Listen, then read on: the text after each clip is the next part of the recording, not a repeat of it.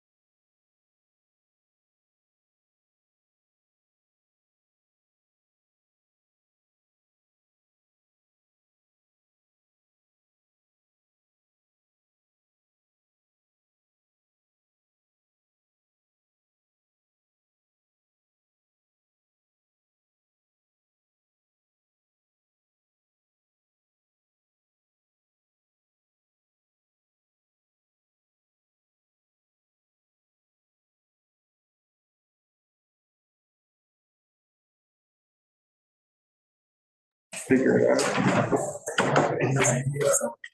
Presentations. Where am I? You guys did. How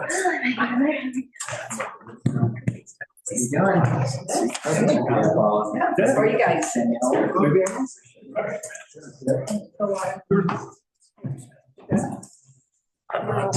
You may end up being whatever. I don't know. He's here. Okay. He's going back. Oh, is he? He didn't get out. She just moved all around. Make everybody know. Shall I do the announcement about the? Yep. Okay, the time is now 6:07. And the executive session has been concluded for now, but we will need to re-enter it at the end of the meeting. The participants in the executive session were Attorney Jeff Parker, Attorney Poppy, and Anthony Ross from CRSA. Brian Berger, Town Administrator, Trustees, Swisher, Rice, Rowe, Lucrezi, and Hike, and myself, Mayor Libby Fay, as well as Chief of Police Dean Morgan. So for the record, if any person who participated in the executive session believes that any substantial discussion of any matters not included in the motion to enter into the executive session occurred during the executive session, or that any improper action occurred during the executive session in violation of the open meetings law, I would ask that you state your concern for the record. Hearing none, the next agenda item is the work session. So let's see. I'd like to hear from the Recreation Advisory Board and the Airport Advisory Board.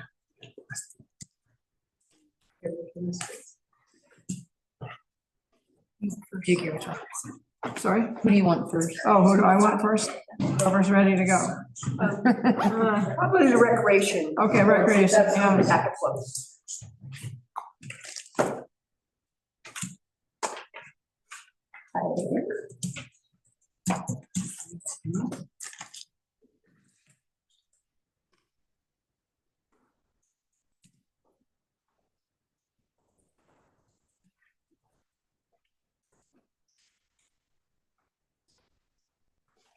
Okay, cool. We are, my name is Danielle Ryan. This is Laura Turk. We are here from the Rec Advisory Board. Our mission and statement, as I'm sure you all know, is that we're a volunteer group of citizens who voice the community's recreation needs to the rec department, town administration, and the Board of Trustees. And our vision is based on the belief that physical well-being is the cornerstone to a vibrant community and high quality of life. Our mission is to enrich the lives of Buena Vista's residents and guests through recreation, and we do this through programming, advising on new facilities, upkeeping old facilities or existing facilities, facilitating communication and collaboration between citizens and town staff, and supporting community events. Our advisory board is made up of several people, including 3 open spots. So if anyone knows of anyone who would like to serve, we are looking for more. Town staff, as you know, we've got Shane Bassford as the rec director, we've got Devin Rowe as our liaison, and everyone else all makes for a highly functional working team that accomplishes a lot. We've got capital projects that we have, I assume the rec department has accomplished in 2024 is completing the Billy Cordova Memorial Park and Trail, and it will be the largest project that town has ever completed. A capital project of $1.5 million. Everything is scheduled to be completed on time with the exception of sod and plantings, which we'll talk about that later. The rodeo grounds has received new light fixtures and improvements to the bucking chutes. And the rodeo board said that the lights were a huge improvement during their events for safety and visibility. And the bucking chutes were great, although more work is needed to help move the bucking animals from the pens to the chutes or to the arena. There have been many upgrades to the Walton Loop to make it achieve ADA trail specifications, and the Tater Tots Trail. Both have been highly well received, and if you haven't checked them out, do so. They're amazing. I have a 2.5-year-old who cruises on his little bike. The Walton Loop is butter. It's amazing. The new ramp at the Legacy stage at McPhellamy Park has helped improve accessibility and ease of access for people doing events there. Coming this fall are going to be new community center doors with automatic openers. So there will be double doors over here, single doors over here, automatic openers on both doors, and then on the bathrooms over by the Aspen room, because that's where the ADA stalls and sink fixtures are and those kinds of things. And then Annie Carlson has designed a new bus wrap for the rec bus, and a report at this meeting.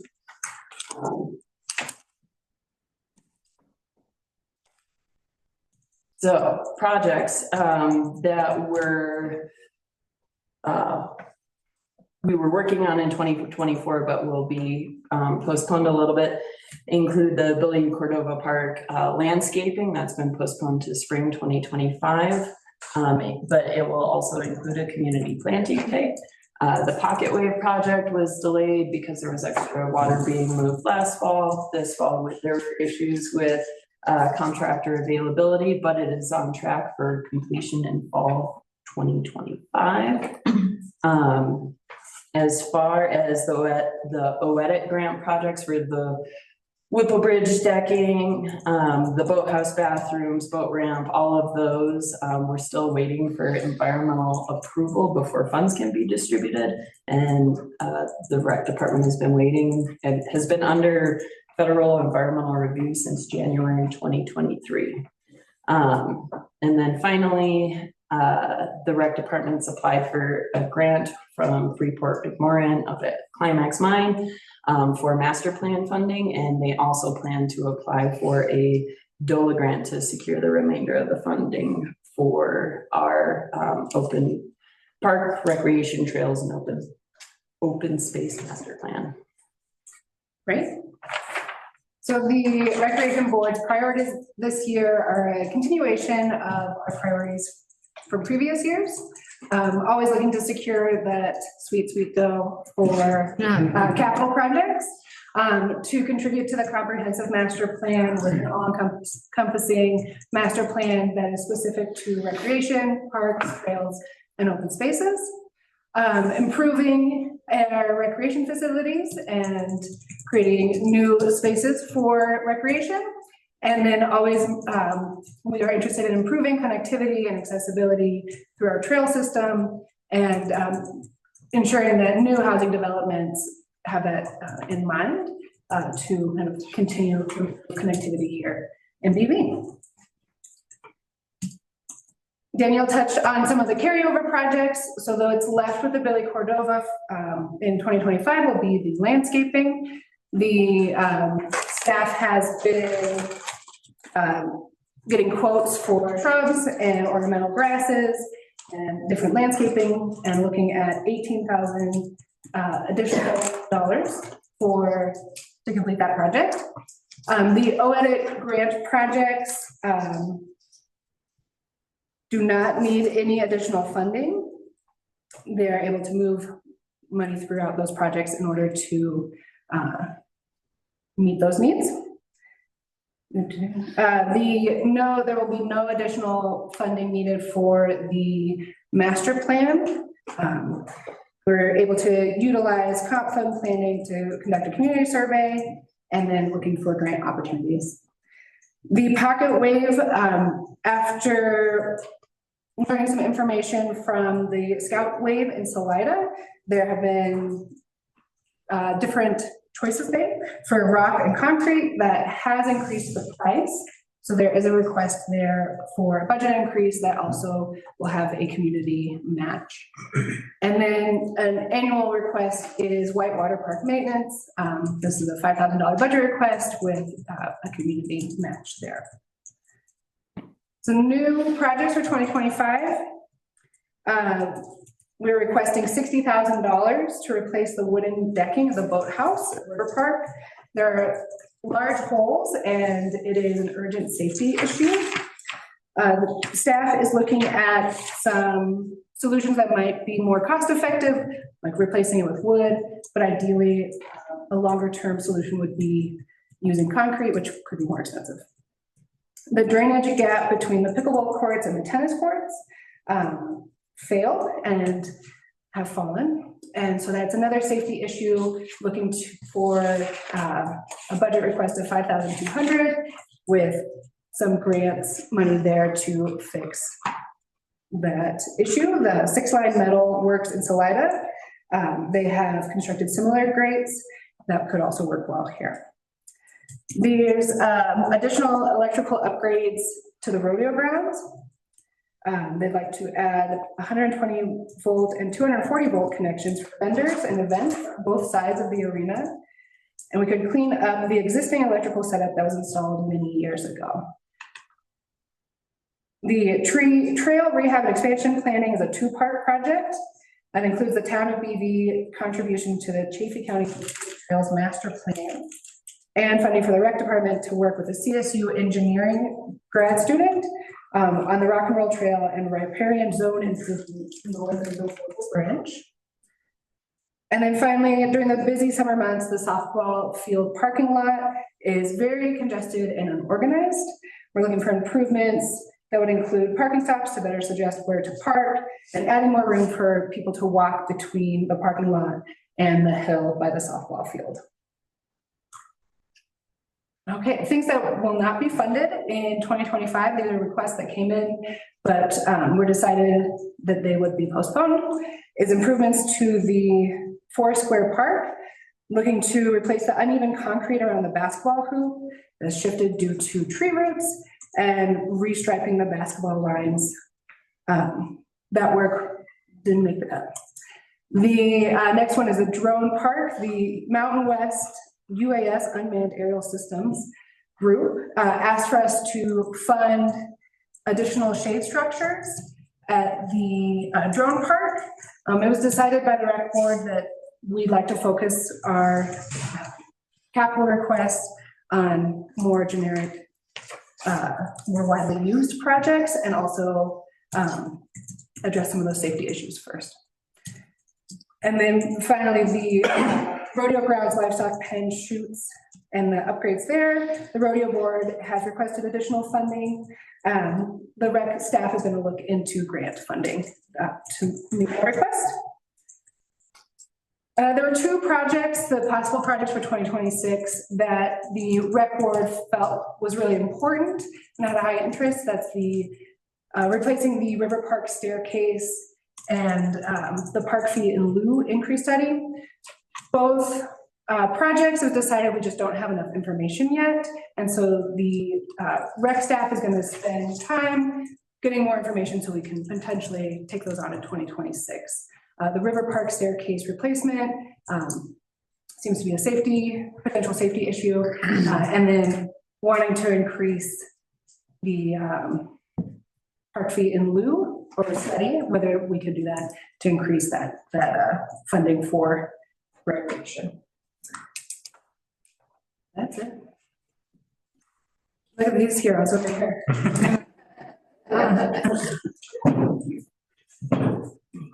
Anyone have questions for the Rec Advisory Board?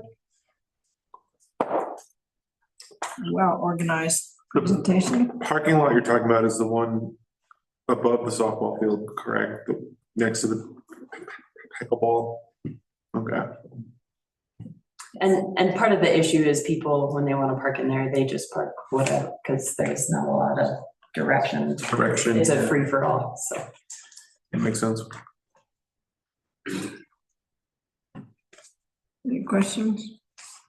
Thank you very much. Thanks so much. Appreciate it. So now have the Airport Advisory Board. That Dan. Will be us. Jack, are you comfortable with us saying our part ahead of your slides? I kind of designed our remarks assuming that you guys had some level of detail from the staff regarding their budget requests. So we'll build in ample time for questions if that dynamic creates a little bit of a gap in what we were prepared to talk about. But as we drill down into the slides, some preliminaries, I'm joined tonight by our board secretary, Chris Mertens. He's taken some of the load off my shoulders and some of the load off yours as well, because you won't just have to look at my dumb face and listen to my voice, which is annoying me already. So I'll keep my remarks brief. The key takeaways for the two slides we're going to put in front of you tonight: the airport board supports the staff's budget request for the year. The main reason is that it aligns with our board priorities that we outlined to you in the previous work session. They're in an eye chart right there, but safety, operational continuity, moving towards self-sustainment, and growth based on community engagement. Part of getting there is a bridging strategy to commercial development, and the specific line items that are going to come out in front of you in this budget as you hear from the staffs on the specifics. We'll be talking to you a little bit over the next few minutes about how those align with those priorities. The bottom line, though, is safe operations is the cornerstone of bridging to commercial development, revenue sustainment, revenue growth, and then getting ourselves organized to facilitate development and growth when we have a partner that's ready for some of the land acquisitions that have been settled on as we did the lease buyouts over the last few years.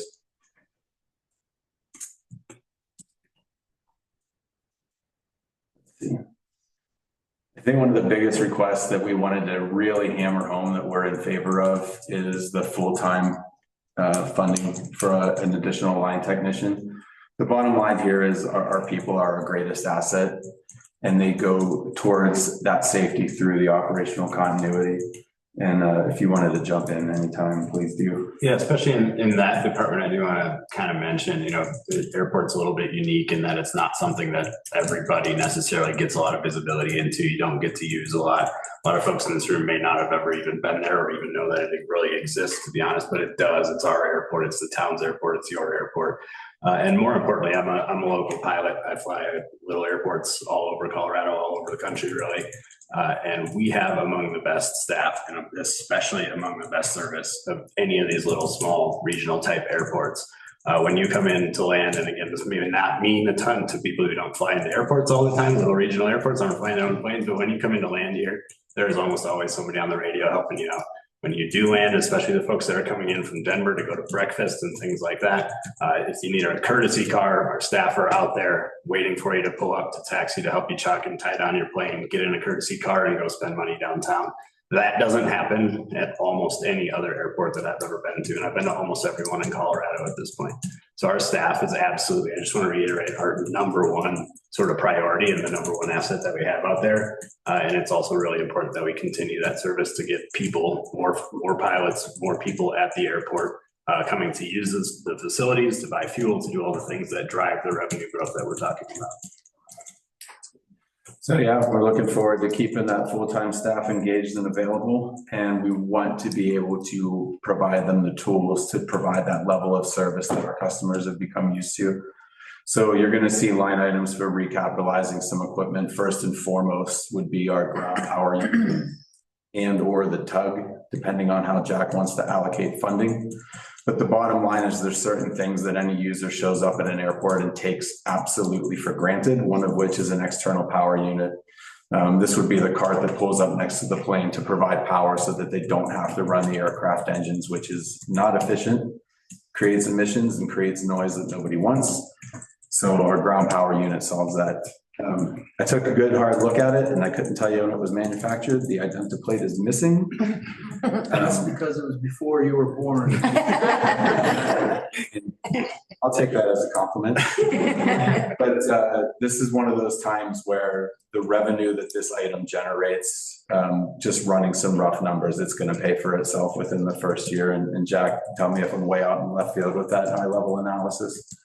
But the revenue that we miss out on by keeping the one that we have held together with baling wire and hope is going to set us even further back. So now is the right time to recapitalize that equipment to keep that level of service up. And that all ties back into safety too. Well-maintained equipment, new equipment is safe equipment. The other big things that you're going to see is community matching for two things: survey work that's going to annex county land under the town. The big picture here is it's going to streamline our development approval processes. So it all falls under town code, town processes. And then we're working to write our interface with developers and new clients to reflect that in a way that they don't have to drill down into the code. They can just look at our distilled products to facilitate the conversation with airport staff. Before we go out on a limb and start writing those things, we'll have all those processes captured town only and let the county go. But there's survey requirements for that need funded. So some of the budget's going to go to that. The other one is going to be the grant match design phase for the North Ramp rehab that includes addressing our fuel delivery. And I say delivery only because I've come to you previously in the last two work sessions and raised a bit of an alarm that we need to think about our fuel storage and tanking. That's still true, but there's money allocated towards an inspection to determine if we can get some additional service life out of those tanks, which would really allow us to reconfigure the ramp in the safest, most efficient manner, realign the plumbing to continue to deliver the fuel at the north ramp, and then be prepared for our next generation tanks, which would be more environmentally sound because they'll be double walled. And we won't rely on a catchment system, and potentially even be able to move it away from the road and put it in a more secure location.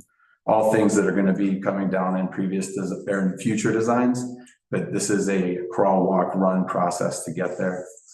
Design phase, north ramp, fuel. And fuel being one of our primary revenue drivers, right? So fuel sales is one of the biggest things that we offer. It's one of the things that almost every person who flies in here, visits the airport, sort of purchases, uses, and needs. And safety being, of course, our number one priority. Our fuel tanks, our delivery system, the pumps and everything are starting to really, really age. So improving our fuel system, our fuel farm, and our ability to make sure that we can continually provide fuel to everybody who flies in here is going to be really critical for us. So it's top priority. Real quick for this slide, if it's available. Just a quick preview into what's going to be expected as we work together into the next year. The board is doing the work of preparing updates to all of our compliance documents. It's going to be the airport rules and regulations, our minimum standards for commercial operators, And new for 2025, we're going to propose a development standards document that will put in one place all the regulatory requirements. So those will continue to have their source in municipal code, town staff processes, but we're going to capture them in a development standards document that airport staff can use with development owners, general contractors, really any clientele that's interested in developing or doing business on the airport. That is all going to have to come before the board for review and adoption in 2025. So we'll work with staff to determine a reasonable timeline and workload. So you're not having to review and approve 3 documents all at once. A lot of that's coming from benchmarking other airports that are either ahead of us or similar to us in this progression. There's a lot of communities that are getting this increased turbine traffic through tourism that are handling it in different ways. They have different funding sources. So we're going to find what's applicable, what's working well for them, and then customize it to our situation and pass those recommendations to staff. And you can kind of wrap at least those first 3 or 4 bullets up in sort of a broad umbrella of preparing for growth. Growth is already happening, it's coming, and we just need to be more prepared for the more growth that's coming, just like pretty much every other board, every other department at the town. More planes, more use of the airport for all kinds of other purposes as well. And we really want to make sure that we're set up, especially when it comes to development, all of that new property that we have that's going to ultimately be available for development. We want to make sure we're set up and planning for that appropriately, and that everything's approved, and ultimately the design and construction of any new development that we have all looks consistent, fits with the plan, and then also contributes positively to the airport. So that's the biggest thing. A couple of things that might be transparent to the Board of Trustees is these last 2 bullets. Revenue growth recommendations. Philip and I have talked about this in the past. We are tasked by the FAA to do everything we can to be self-sustaining. That's not realistic for capital improvement projects like runway rehabilitation, new ramp designs. There's always going to be a community match. But as the board, we're dedicated towards having the folks that primarily use these resources be a bigger part of funding them. So we're going to be working on specific recommendations to staff to capture more revenue from the growth that we are experiencing. So far, it's been a growth in demand. There has been a growth in revenue, but it's being outpaced by the expense of covering these guys. So we're going to find a way to capture more revenue to cover the recapitalization of that existing equipment in the longer term. And then just to follow up on what we talked about last work session, due to the development requirements of the land that we've obtained in terms of grading, extending utilities, we're really in a position where we have to wait for the right partner to come along to make that investment. It's not reasonable to ask for public money in my mind. I think the board generally agrees with me on that. In any of these statements, I can bring you a formal vote and recommendation to reflect that, but the bottom line is our bridging strategy is to partner with emergency operations, whether that's Chaffee County Search and Rescue, Chaffee County Fire, FEMA. There's a lot of opportunities to highlight what this airport can do in an emergency response situation, partner with those agencies and get them to invest in us as well. That's going to provide resiliency to the community. It's going to bridge us to keep the airport operational until we're in a position to have commercial development. But it starts in 2025 with our local outreach. So expecting exercises with Chaffee County Fire, and then through the Office of Emergency Management to bridge to our state and federal partners. Thanks for listening. Questions? Short on specific numbers. Jack's got that slide. I don't want to double tap you on that. One thing too, just maybe on that last bullet, I think probably since the last time you heard from Dan, we had the interlocking fire up here in Twin Lakes, and most of the aviation fighting crew used our airport, right? They used helicopters, fixed wing airplanes that were based here for what, Jack, 4 weeks. Had a bunch of crews, all kinds of folks in there pumping fuel, flying those helicopters up there to get that fire under control really quickly. It's just like a shining example of why it's so important to keep that airport up, make sure we have those services and the equipment that they also that we can respond to emergencies and we can support all of the crews that are responding to those emergencies as well. Have you analyzed how much we got in the way of fees versus our expenses or wear and tear on our facilities for that? Jack has the specific numbers. I want to say it was $27,000. $27,000 is income, but as you mentioned, Mayor, like if we take that and say how much less when it comes to wear and tear and, and then of course there's staff fees and all that, but, bottom line, we, made $27,000. We, not much extra on staff because we're there, right? We're already there. So, and then anything after hours, we bill for that as well. So we're covering that. So the wear and tear probably is a little bit of a factor that I haven't really put a number on that, but it definitely is part of the issue. As they mentioned before, our ground power units and the tug, which uses to pull planes around, those things are in aging. So we're at that point where we got to replace those because we do actually use them for all these operations that we've just mentioned. And we didn't sell them fuel, right? They brought their own fuel.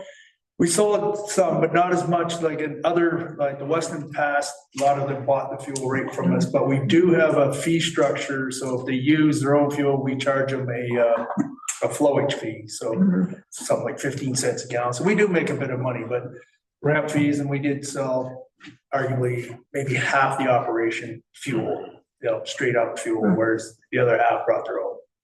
And that's kind of standard with some of these bigger wildland operations.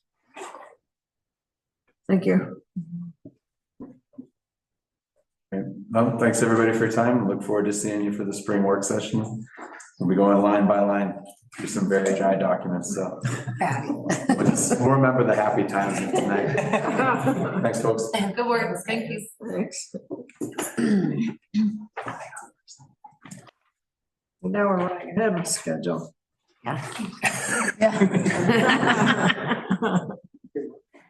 Keep it on 1.25 speed. Yeah. So I suppose we should just adjourn for 20 minutes. Sure, we'll put a pause on the 5th recording. Resume at 7 o'clock. It's like, yeah, I wish we could go back to the session, but by the time.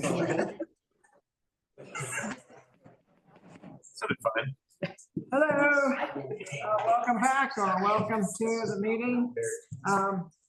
This is a meeting of the Board of Trustees for the town of Buena Vista, Colorado.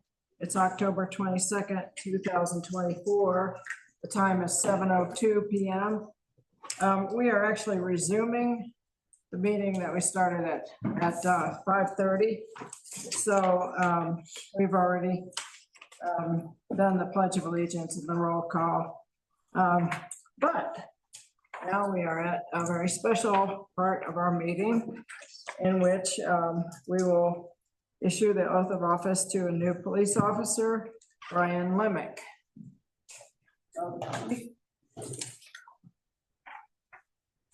Thank you, Mayor, trustees. Brian, if you and your family would like to join me up here. I'd like to introduce you to our newest officer, Brian Lemick, and his son Christopher and his wife Lisa are here. And his son Christopher is going to be presenting with the badge here in a few minutes. He's a veteran officer, comes to us formerly a couple other agencies. The last one I think was Summit County Sheriff's Office. So we're excited to get an experienced officer. So I will read this as swearing in statement real quick, and then I'll give you the badge for your dad. As you join the ranks of law enforcement with the men and women of the Buena Vista Police Department, know that you bear responsibility for helping to keep our community safe, to help those in need, and that you may be called on to run toward danger, acting as that thin blue line that places you in harm in order to keep our citizens from harm. Know that with service of this nature, there is often an emotional cost on officers and their families. For these reasons, law enforcement is an honorable profession, and you have answered a noble call to service and sacrifice. I'm encouraged that your family is here to support you, as police families see firsthand what this job can do to an officer over the years, and they are our strongest allies and support. Take care of them and love them, and do not let the stress of the job steal your joy with them. This badge is a symbol of the ideals of fidelity, strength, and honor. It is a sacred trust given to you not just by me, but by the citizens of Buena Vista. There is a foundation of trust between the citizens of Buena Vista and the BVPD, and as a new officer, you must be a keeper of this trust. This trust is part of a legacy built by former BVPD officers and leaders, Members of the BVPD. This trust is bound to your duties as referenced in our mission statement to ceaselessly pursue criminals, suppress and prevent crime, apprehend offenders, protect lives and property, and maintain order. Our mandate is to do so by being fair, firm, and impartial, to always speak truth, and to act with faith, strength, and honor. With the presentation of this badge, I charge you to keep the faith. That is, to serve our citizens with courage and honor, to hold sacred the trust and authority given to you by the citizens, to be mindful of the legacy built by those who came before you, and to be firm yet fair in the administration of your duties as a police officer for the town of Buena Vista.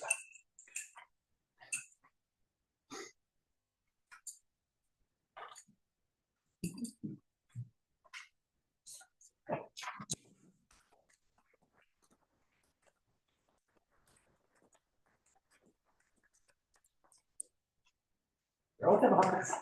I,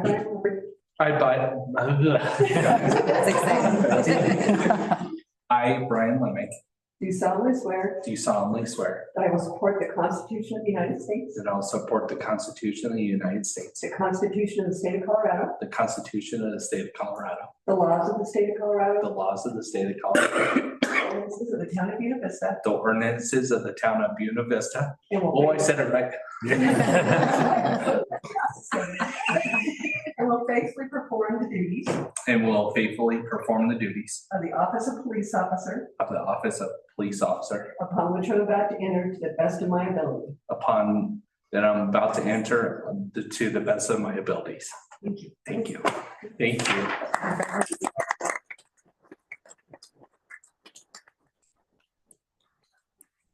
Thank you, Chief.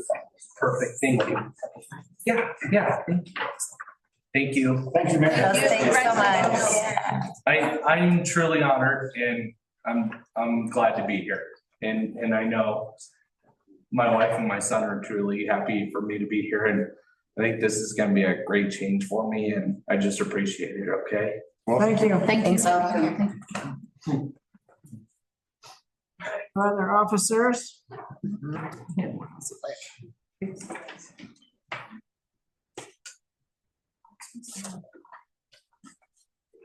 Okay,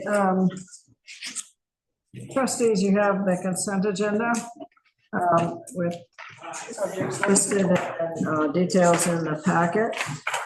Are there any changes, any items that you'd like to have pulled out of the consent agenda as business items?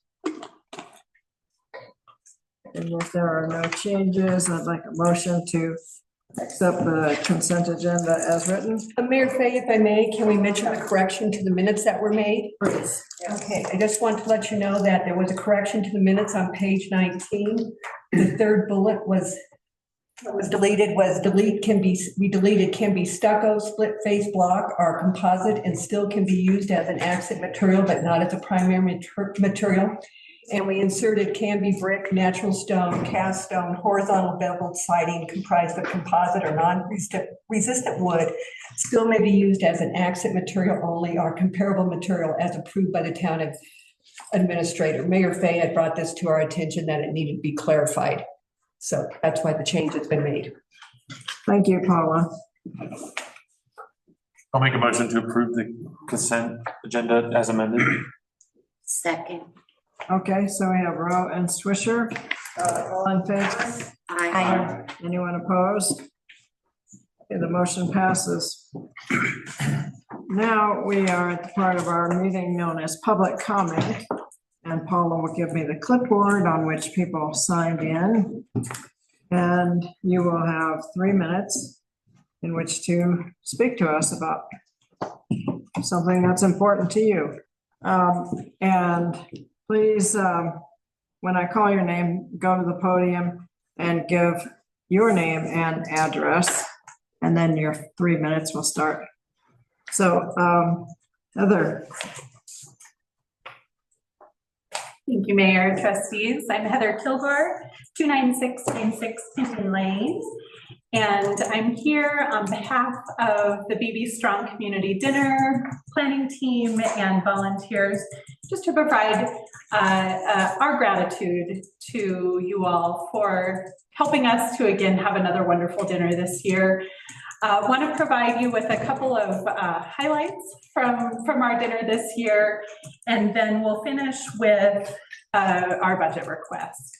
So this year, I don't know if you all remember, but the weather gave us fits again, and but the sky cleared and we had a beautiful dinner.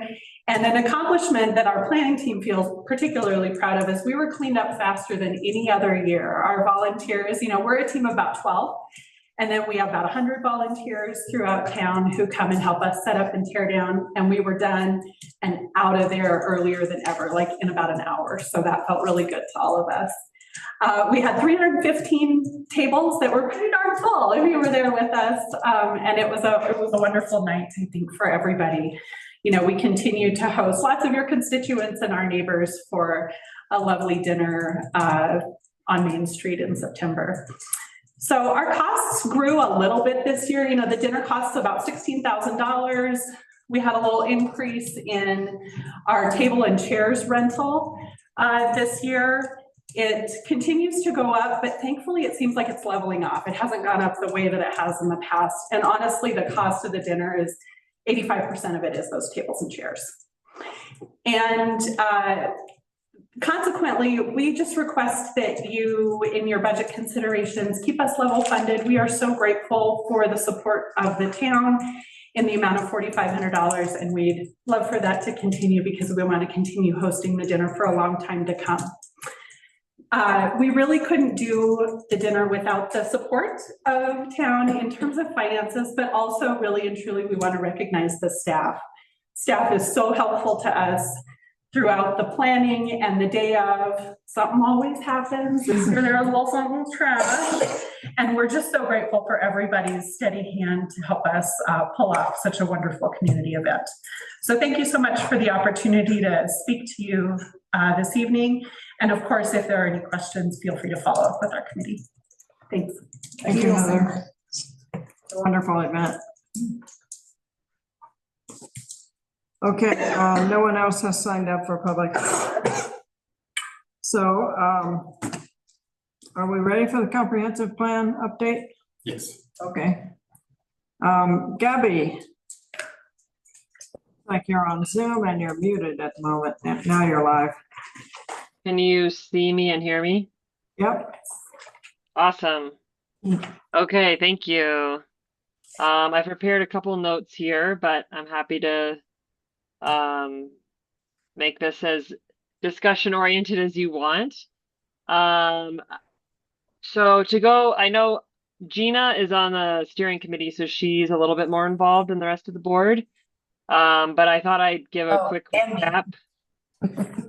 Yep, sorry, and Maggie. Sorry, don't forget. So I can see what I can see is a little blurry, so I could kind of recognize Gina, but not totally recognize you, Maggie, but thank you.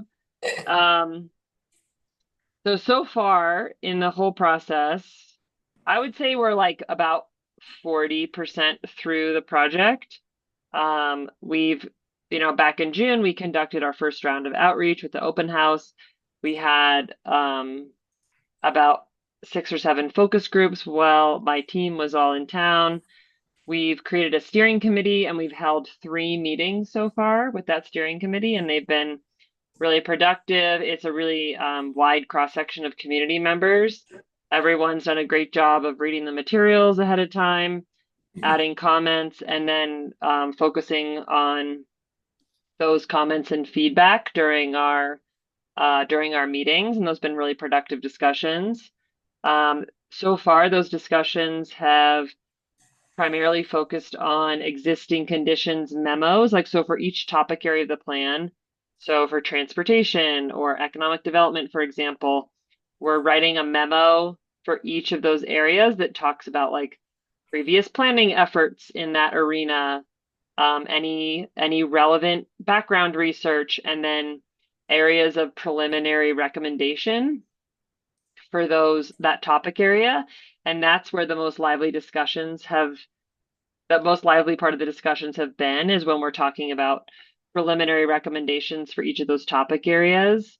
of whether, we're headed in the right direction or whether we need to regroup and do a little more research or understand things a little bit better.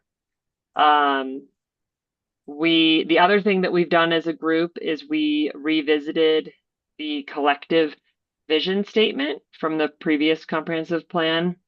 And we've done some edits to that. And so that revised vision statement will be coming out soon.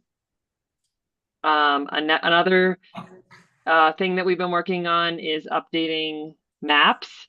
So we've created some base maps to just get the lay of the land. We've developed a connectivity map, connectivity and pedestrian and safety, especially crossing Highway 24 has become, I would say, almost the top issue in this project of really just how divisive not being able to cross the highway has been. And then we've also been doing a little bit of mapping to understand the development pipeline, just because there's so many housing units in different stages of development that by the time this plan's completed, there's going to be a significant amount of new housing. And so we're trying to incorporate that into the plan, because housing is also just such an important issue that understanding kind of what's happening during this project is pretty important to the outcome and kind of future planning for housing. That's what we've done so far. Next steps, I would like to make it to community coffee. I was going to come in October. I had some scheduling difficulties. I may or may not make it in November. I have an orthopedic situation that I need to address. I've been trying to, I have it on my agenda to do a small business focus group. That has not been scheduled yet. And then we'd like to have at least 1 or 2 more steering committee meetings before the end of the year. And those meetings will address the topics of community character, architecture, design guidelines. And we're saving the most important topic areas for last, and those are housing and water and the interrelationship between the two of those. So those are slated for November and December meetings. And then after we have some preliminary recommendations, we'll be doing a survey that goes back out to the community. And we'll get some feedback on general direction that the plan and all the recommendations are headed in. And then the other opportunity for engagement is that the plan website has all the information of things we've developed thus far, and it also has an open comment box. So if someone hears about the plan and they want to leave a comment, there's an open comment box for continuous engagement there. So that was a lot in a very short period of time. I'm happy to take any questions or see if Gina or Maggie want to chime in on any of their impressions from the steering committee meetings. The only thing I'd add is I think it's a great group that you've put together, a diversified background of folks contributing different ideas and thoughts to these meetings. So it feels like there's a good reach and in terms of a comprehensive approach to all the different segments that have been discussed thus far. So I think it's been a great process, and I'm glad there'll be more community input down the road. But yeah, I'm really thankful for the process and to be able to be involved. So yeah, if anybody has questions for us, I'm sure. It's been really fun. The organization level that's come from Gabby and her team has been really helpful. The existing condition memos, which are all up on the website, they're great. It gives a very clear overview. So it's been a really fun process. But yeah, any question? What is the URL for the project? That one I have saved as a bookmark. Here, let me find it. I can put it in the chat. BBB Visionary. Yes. BBB Visionary. I know. Okay. Which is just if you Google Buena Vista Be Visionary, it comes up. I can also put a link in the chat. I know you're not logged in, but maybe you can check it later. Do people need to sign in? Is there a username? You don't need to sign in. You don't need to sign in. Okay.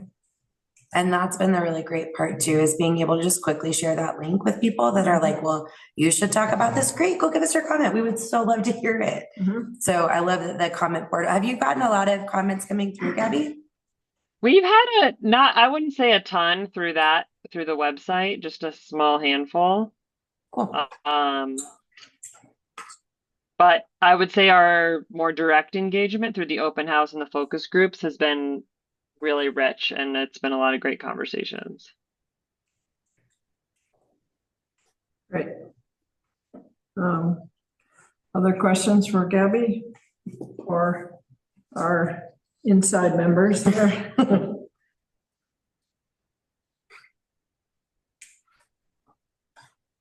Okay, Gabby, is there more that you would like to say to us tonight?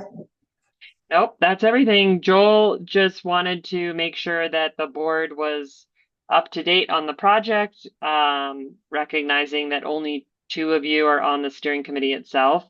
And so just making sure that there's open communication between the board, the planning committee. We have multiple levels of engagement. So we have our steering committee, which is made up of 2 board members, 2 planning commission members, and then a bunch of at-large community members. And at the end of the day, the planning commission is going to recommend this for adoption to the board. And so it's really important that throughout the process, we have engagement at all 3 levels, or I guess 4, the 4th being public at large, then the steering committee, then the planning commission, and then the board. And so Joel just really wanted me to talk to you all tonight to make sure that you understood where we were in the process, so that you felt comfortable with us moving forward. Great. It's true. Oh, you're there. I can't see you. They put me behind the screen so no one has to. Unusual, but he's quiet tonight. Yeah. That's true. Yeah. So maybe the trustees can take a look at that website though, and feel free to make comments, and rather than waiting till the end, wishing it had come out more in your opinion. I think once we're done with all of the existing conditions and preliminary recommendations, I think it would be a good idea to send that I mean, it's a lot of text, but just to make sure that any board member that wants to review that in more depth has the chance to before we, continue down the path of drafting a plan. Yeah, I think that would be good. All right, well, thank you, Gabby. Thank you so much. Thanks, Gabby. Thanks, Gabby. Good night. Good night. Okay, now we will hear from Jake Gershavi of the Chaffee County Economic Development Corporation. Thank you. Do you want me to control slides or do you want to do that? You can control. Okay. It was really generous of you all to give me 45 whole minutes on this agenda. I told him 10. It'll be generous. Yes, I'll do my best.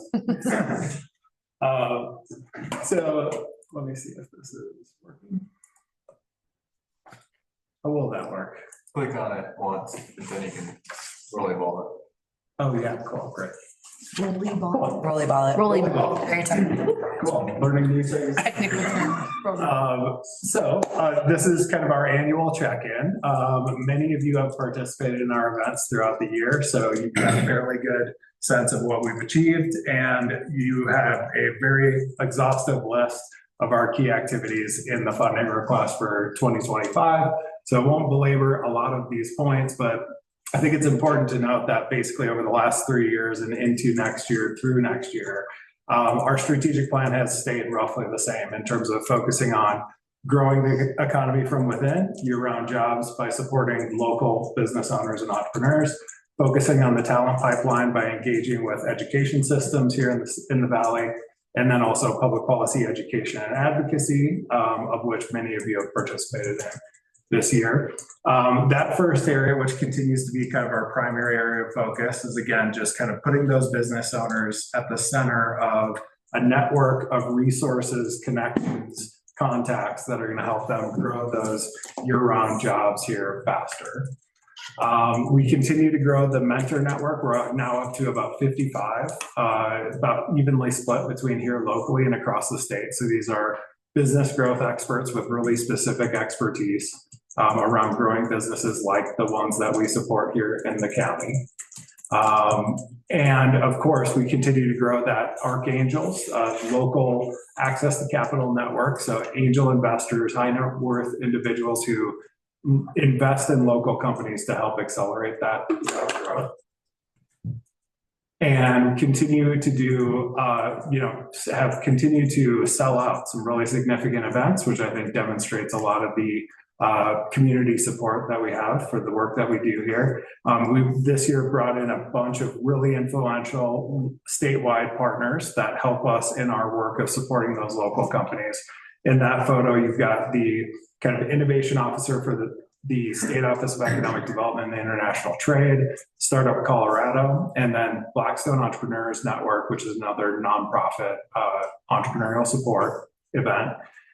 Powder Pitch at Monarch Mountain has been one of the most fun projects I've ever worked on in my career, and we continue to grow that really significantly.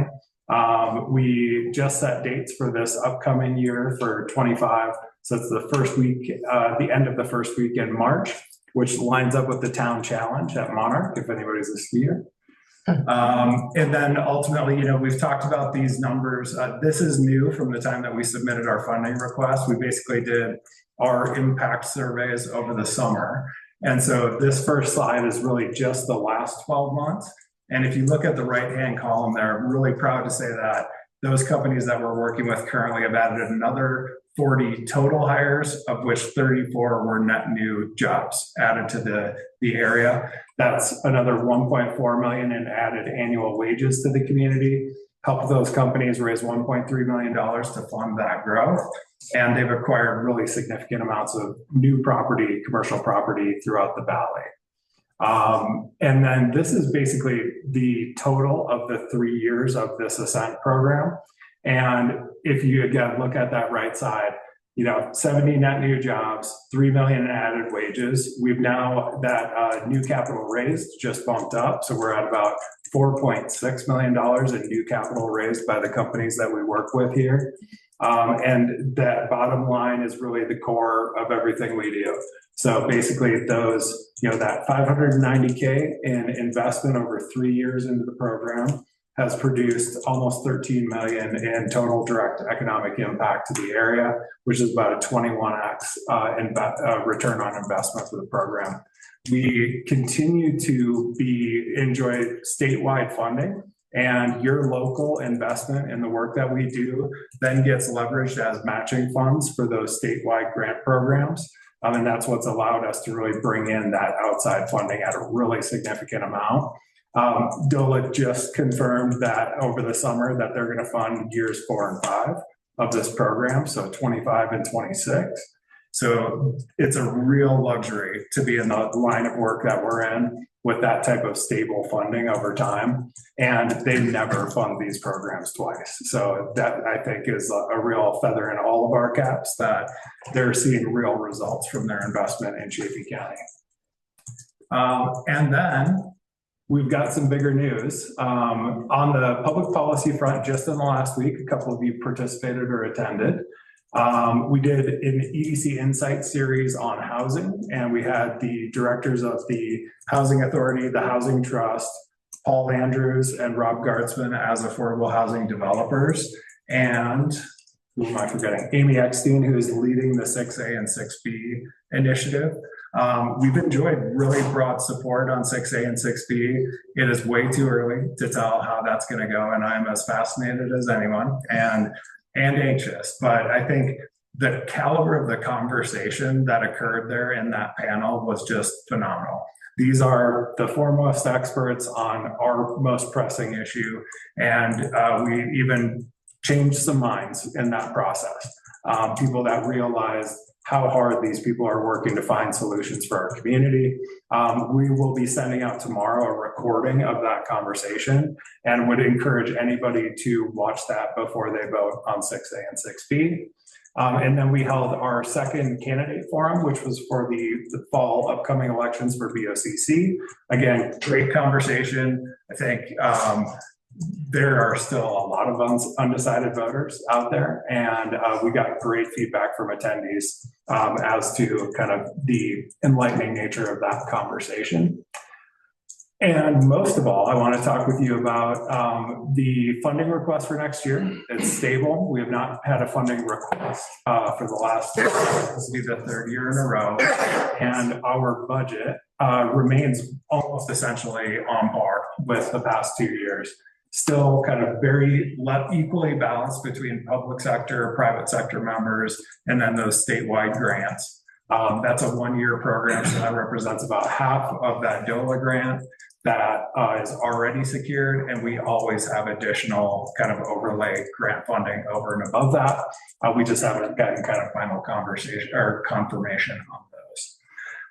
Then I wanted to talk about a little personal news. I think most of you have heard that after 3 years in this role, my wife and I were really pleased to announce that we have acquired Heart of the Rockies Radio, which is a 78-year-old business. They've been broadcasting out of the same studio since 1947. And I take that really seriously. And the draw to it, candidly, I feel like I've had the best economic development job that I could imagine. And it has been impactful. It's been super fun. I've gotten to know this community really well.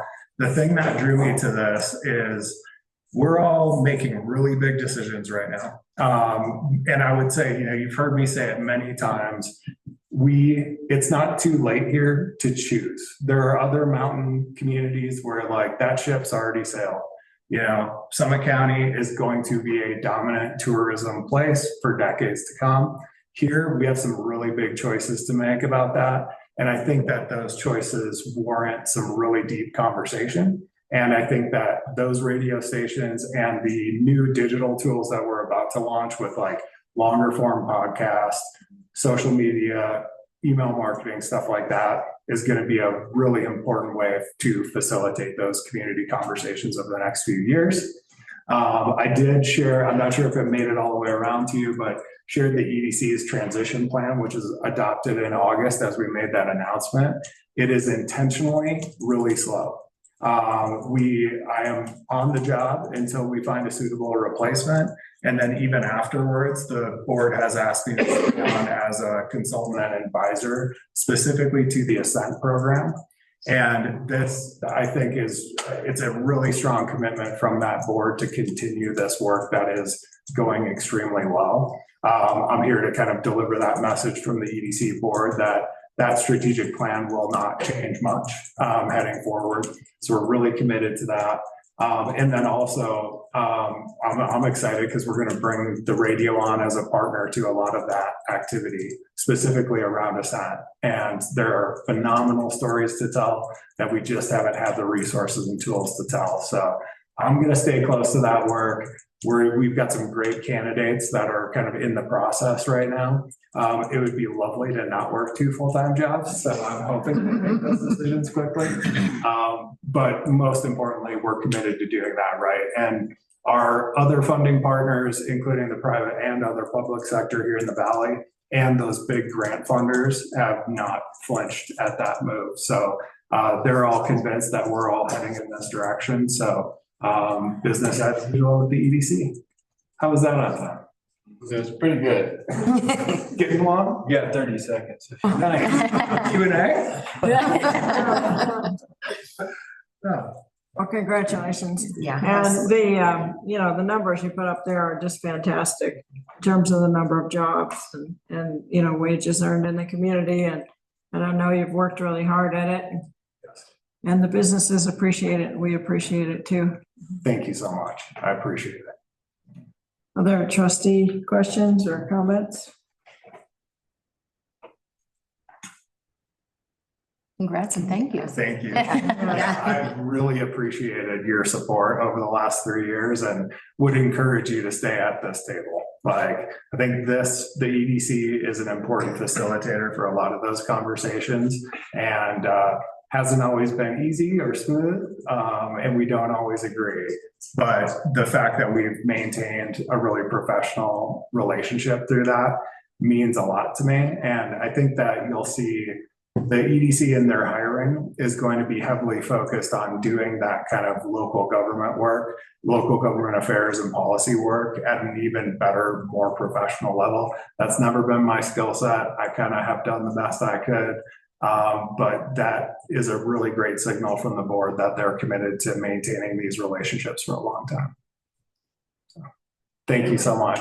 Thanks. Appreciate it. Thank you.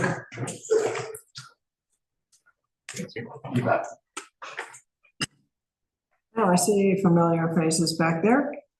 JJ? Hello. Are you? Yeah, so we are here now to talk about the revocable encroachment license agreement that's been proposed here.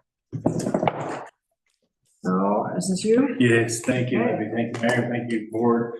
Yeah, this is we'll get into kind of the process a little bit more, but this is, well, maybe we can just go ahead and start the order of events. Oh, that's perfect. So this is a regular business item. It's not a public hearing. We've got the applicant or representative of the applicant here to give a brief introduction, and then I've got a staff presentation. We'll have some questions from the staff, deliberation and a motion. This is I'll explain a little bit later, but this is unusual, and it's a permanent encroachment, so it has to come before the trustees. And there was some code language added, maybe late 2023, early 2024, that outlined a process for encroachments because it was absent in the code. And so Catherine Sellers put it together, our town attorney, and that was approved. And so this is a kind of a first go through the encroachment process because it was mysterious, really. So, but it does affect this project somewhat because it is, part of the South Main. The South Main development has its own, PV rules. One of those talks about encroachment of a balcony is kind of this allowed, expected thing, and so the other additional encroachments then would come through the town processes, and this follows. This was a building permit that was submitted in 2022, so before the code change, and then, one represented without the encroachment request, but there's also neighboring Surf Chateau Hotel, which has some encroachments right down the road, if you will, down the trail. So anyway, we'll go through the process and some details and things like that, but JJ is here for some words. JJ? Yeah, you'd like me to go first? Yeah, please. Could you possibly pull up one of those pictures that I sent you earlier? It's down like further down. But there you go. How about the next one? Okay. Yeah, this one. Yeah, that's great. I might ask you to skip up and down there if you don't mind. Good evening, JJ Kinsfather for South Main. As Joel mentioned, I'm here this evening to request an encroachment permit for the Surf House project, which is, if you've been on the river trail recently, we have the Surf Hotel, which is the large facility there in South Main. To the north of that is the Surf Chateau, which was our first go at a hospitality property. And to the north of that, now under construction and kind of behind a fence there, is Surf House, which is a 4-unit sort of like multi-bedroom larger units for the hotel. We do a number of weddings there. That's a big part of our business and a big draw for people coming to this area. And this is kind of just an additional offering to our hotel for families or people who want to have a bigger space or a place to gather with a wedding party or something along those lines. The picture that we're looking at here is along that river trail, taken from Surf House, looking down downstream. Within South Main, as Joel mentioned, we have our PUD regulations, which kind of lay out a number of things within the neighborhood that are perhaps a little different than in town, or some different rules, requirements, regulations, things that were contemplated for the neighborhood as a part of the design of what we're doing urbanistically and architecturally. Encroachments is one of those things, which includes a number of possible items. Our code speaks to stoops and balconies and colonnades. If you have been to the Rock Run Gallery, for example, you might notice they have a balcony that extends over the sidewalk. That's an example of one of these types of encroachments. And our code spoke to these items because of sort of an intended use within the neighborhood, noting that they are permitted within right-of-ways.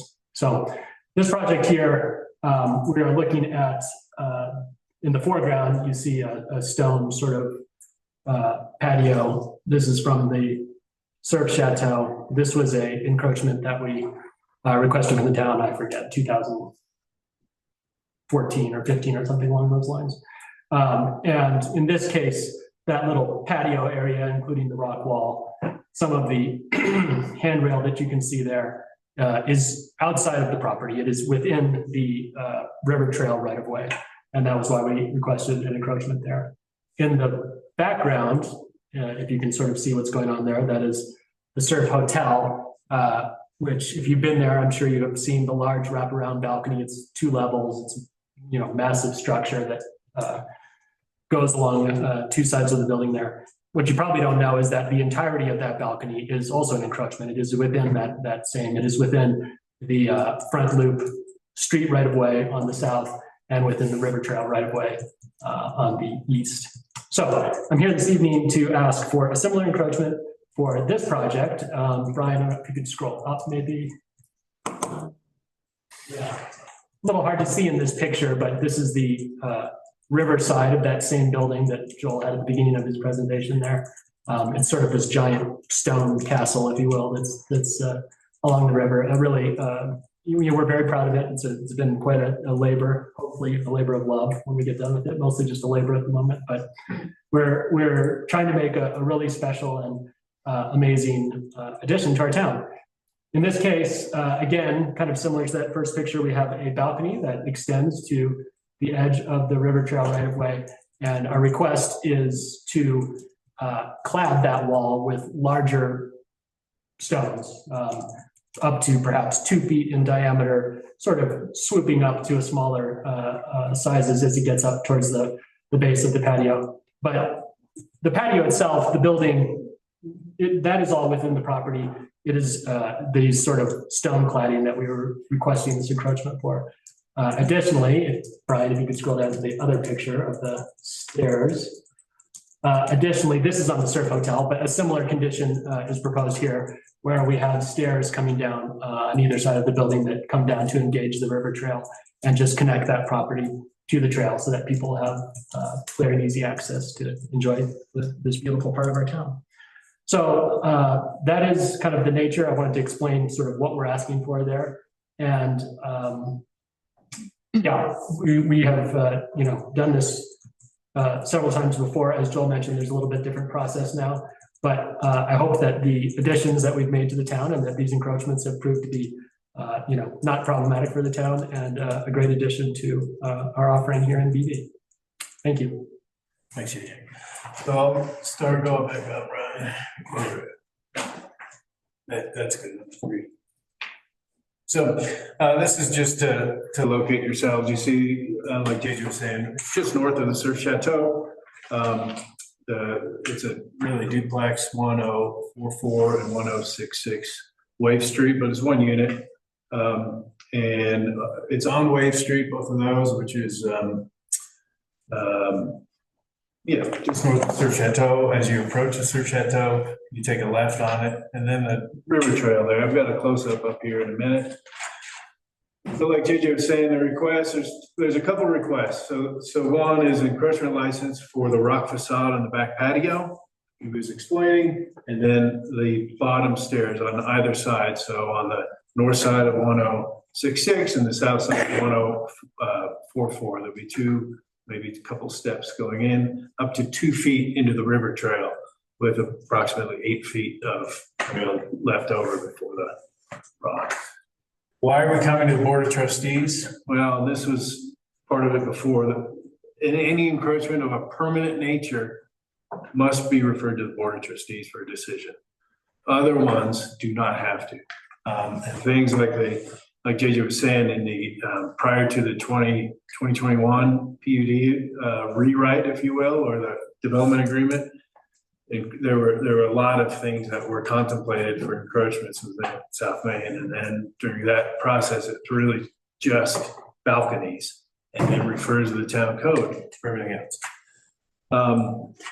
But part of that, we have to bring it to y'all. So that's why we're here. The approved plans, all the way toward the east, they did not show, did not contemplate this within the approved plans. We have had other buildings that did contemplate within approved plans prior to the code, and so, which is a different conversation. But that's kind of what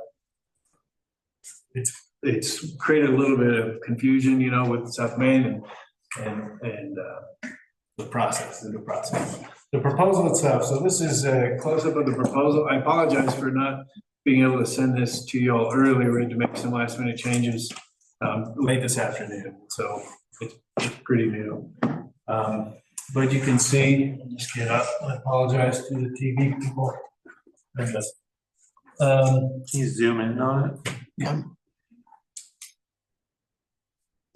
Volleyball. Okay. So this is a large existing boulder. You saw in that first picture. We'll see it again. It's a natural feature. It's already there. Part of the town. So the proposal here, you see the property line is this dark. The proposed encroachment is the red. And we have a staircase that comes down just over that. And on the other side, it comes down a little bit further. And then here are these boulder areas that JJ was talking about that would swoop up off the property line. This is the river trail, the open space. Next slide. So, again, so the photo that's looking from the boulder, you do see that concrete wall, which would have rocks on it. And then the stairs would be right in front of the boulder, and then other stairs on the inside. Next one. We had this, we just went through that existing facade, rock facade, and the next one is an existing stairs with a handrail. So the process for the code, according to the code, the standards for approval, a revocable license agreement, in this case of a permanent nature, may be approved if the application meets the following criteria. So the proposed encroachment does not create an obstruction to vehicle, pedestrian, bicycle traffic. There's plenty of room for that bike path of 8 feet. Proposed encroachment does not infringe upon any easement rights held by town. There are no easements, existing easements in that area. Proposed encroachment does not obstruct the clear sight triangle. There's no sight triangle there. It's unobstructed. Number 4, does not create or contribute to a safety hazard. The proposed encroachment meets all standards and requirements of the town. It's not going to have to be relocated. It's of a permanent nature. There's no future contemplated use of that area.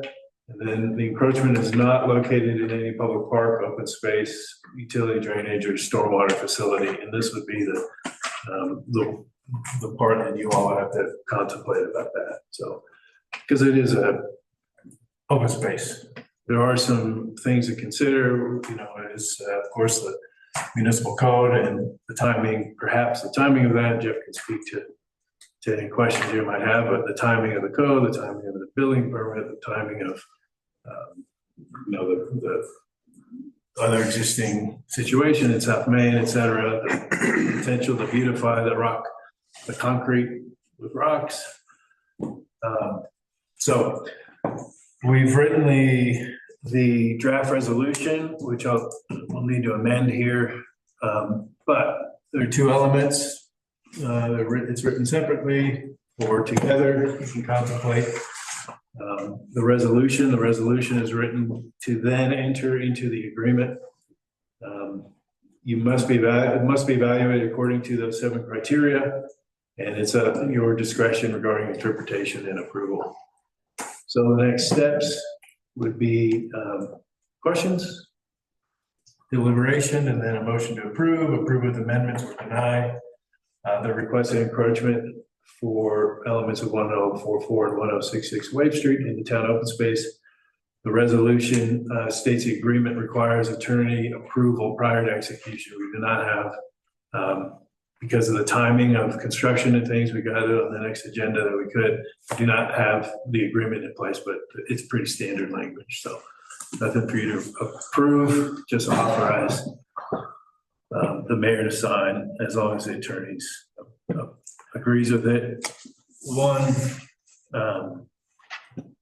change we would need to make to that resolution. There was some confusion as to who the property owner was, South Main LLC or Town Company LLC. So just this evening, it was clarified that South Main LLC is the owner. So the amendment would be the resolution anywhere where it says the town company, it would change to South Main. So with that, open it up to the board for questions and or deliberation. Who has questions for either JJ or Joel? I do. Okay. This is a permanent agreement. What is the difference between this and just moving the property line? It's revocable. It is revocable. So technically we can say, yeah, you can't have this agreement anymore. And then, but what's the lightning? And then what? Move your rocks? It's potential. We have another one that first got brought up. It was kind of a relic of a number of years ago. That's a revocable permanent encroachment. It's in a location in town that there might be a potential at some point in the future where the town might want to utilize that part of the right of way for a sidewalk for connectivity at that location. That's an example of what is a permanent but revocable if and when that time were to come. And at that point, determination if you wanted to work around the rock facade or the stairs, or if there was a point where you did want to revoke it, they would have to try to figure out how to design the stairs to fit on property. And so the structure just goes straight down. So this, you're encroaching into the trail just to have the facade. That's correct. According to the building plans, so I believe it just comes straight down. Correct. What will you do if we say no? Build it straight down? I mean, it's already under construction, right? Yeah, the concrete wall is in place now, which is on the property. I don't know what we would do. I mean, the intention, of course, is to try to do something beautiful and fitting and in character with the rest of the river trail there. I didn't bring a picture, but sort of our precedent is if you go further up the trail, there's a location where there are kind of large boulders and then other smaller cobbles grouted around there. I get the aesthetics part. This is just, it wasn't envisioned at the outset to have an encroachment. Or was it? There wasn't anything in the plans. They may have envisioned it according to kind of what was approved with Sur Chateau. And we have, we've been talking with JJ, working with our architect to change designs, because it has cropped up in a number of different projects where there's just architectural elements set into the right of way, which we don't need. But I mean, I agree. I mean, they are aesthetically pleasing and they are valuable, and they're valuable to multiple parties. Mm-hmm. We just had, was it, I guess the last meeting approving the HPC and their new standards and the value it brings to the town to make sure that we're being thoughtful with preserving those historic feels and looks and traditions. And I think what South Main has been doing is pretty impressive and brings a lot of value to the town. So something like this, to me, only adds value, and it's not impeding possibility of anybody to get through. I think there's even still enough space that you can, if you had a wheelchair, you could get through a space like that as well. So I see that, to me, I think this brings value, and I don't see why there would be a big reason to say no. If I may. Well, you just have your facade on your property. If I might, with regard to the trail, we are required to maintain at least a minimum of 8 feet clear width there. And at that particular location where the bank is located, there's probably 10 or 12, or it's quite spacious there. So it's not really impinging on the trail. I do have a question on that note. What's the plan for the construction of the facade? Will you have to close the trail while you do that? And if so, how long will it take? I think for safety reasons, we would want to do that. We need to bring some smaller machines down into that area. Right now, we've got it fenced off to kind of keep the construction on the construction side, but because of those machines, I think we would propose doing that, closing it off, and we would think it would be between 3 and 5 days of work. And this may be a silly question, so I apologize in advance, but I'm assuming that if the encroachment is approved, everything is going to be maintained by South Main. So if there were to be a boulder that falls out of grout, if somebody were to get hurt on the trail from, say, a boulder falling off the wall, would that be something that South Main would take care of, or something that the town would be expected to take care of? Well, I don't want to speak to the legalities of that. Maybe you guys can, but in terms of the maintenance, certainly, yes, it is our intention, our desire to take care of those things, both because we would like it to look nice and because, it's the right thing to do. Yeah, our encroachment agreements include an insurance requirement and require them to indemnify the town for any damages that their improvements cause. So pretty standard. Beautiful. Thank you.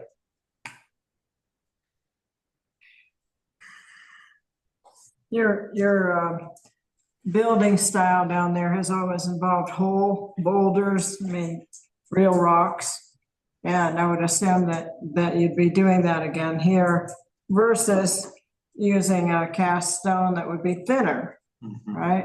I think that's kind of the heart of the matter, right? Is that we're fairly committed to authentic materials and beautiful design. And yeah, it could probably be done with wallpaper stone, but it just doesn't have the same feel. It's not the same product.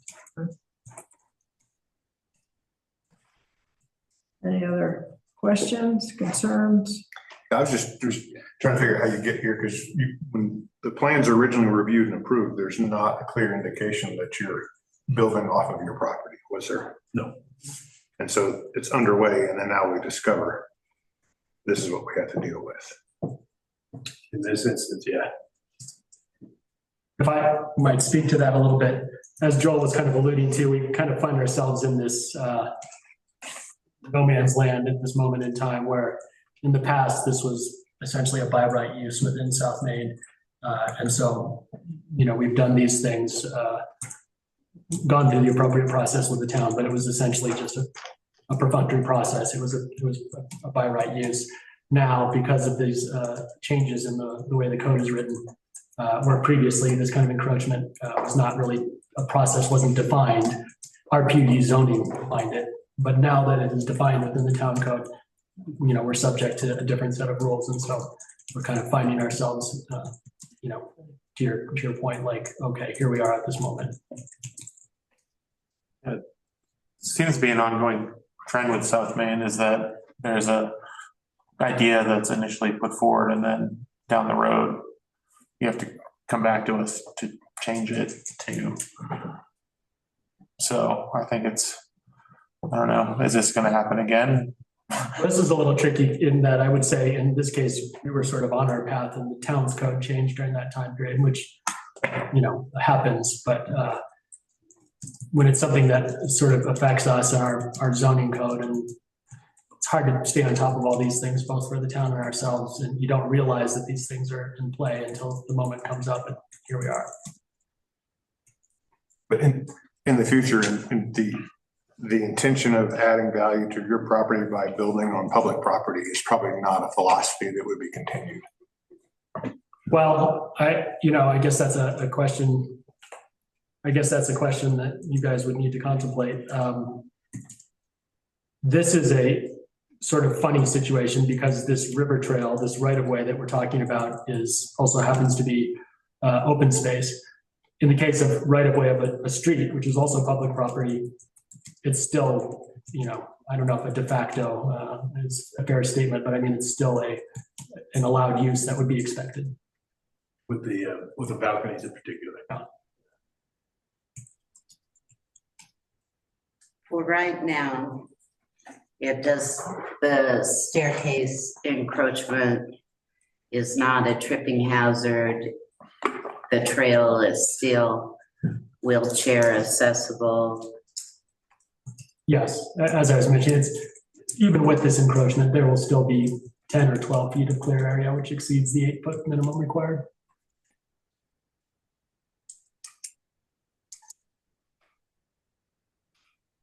If it were just a property line adjustment, we could sell the property. And then it's fair. But I mean, I'm not proposing that. I'm just trying to understand the situation here. I think that the options are pretty clear. There are no options in this case. No, I guess, again, if I can refer to like Rock Run Gallery, with the balcony, if you're familiar with that property coming over the sidewalk, it's sort of the same thing. It is in the public right of way. It's using that space, but it's elevated. You're not, Indeed, but I guess my point is, it's intentional. It's not an accident. That's why our code is written that way, is with the idea that this is not only an acceptable, but an intentional use of public spaces.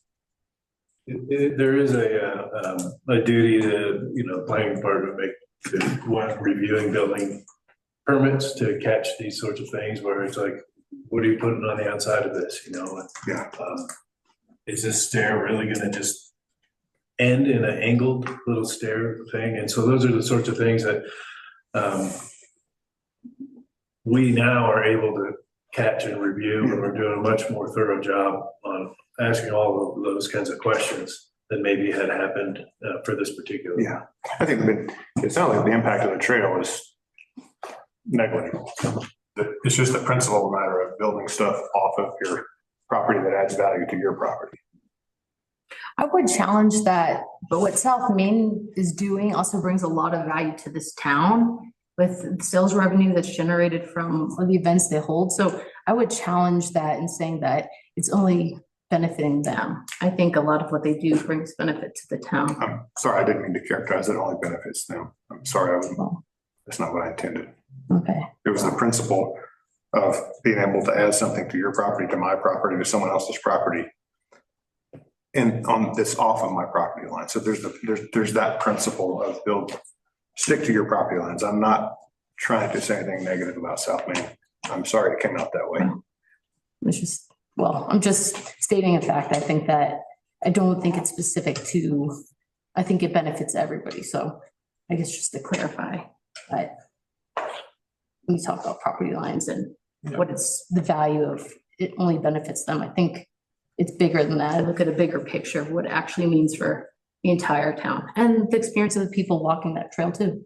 So certainly we're trying to be good citizens and to make something beautiful and wonderful and that people will love and cherish. And that is our mission. So I hope that this fits in with it.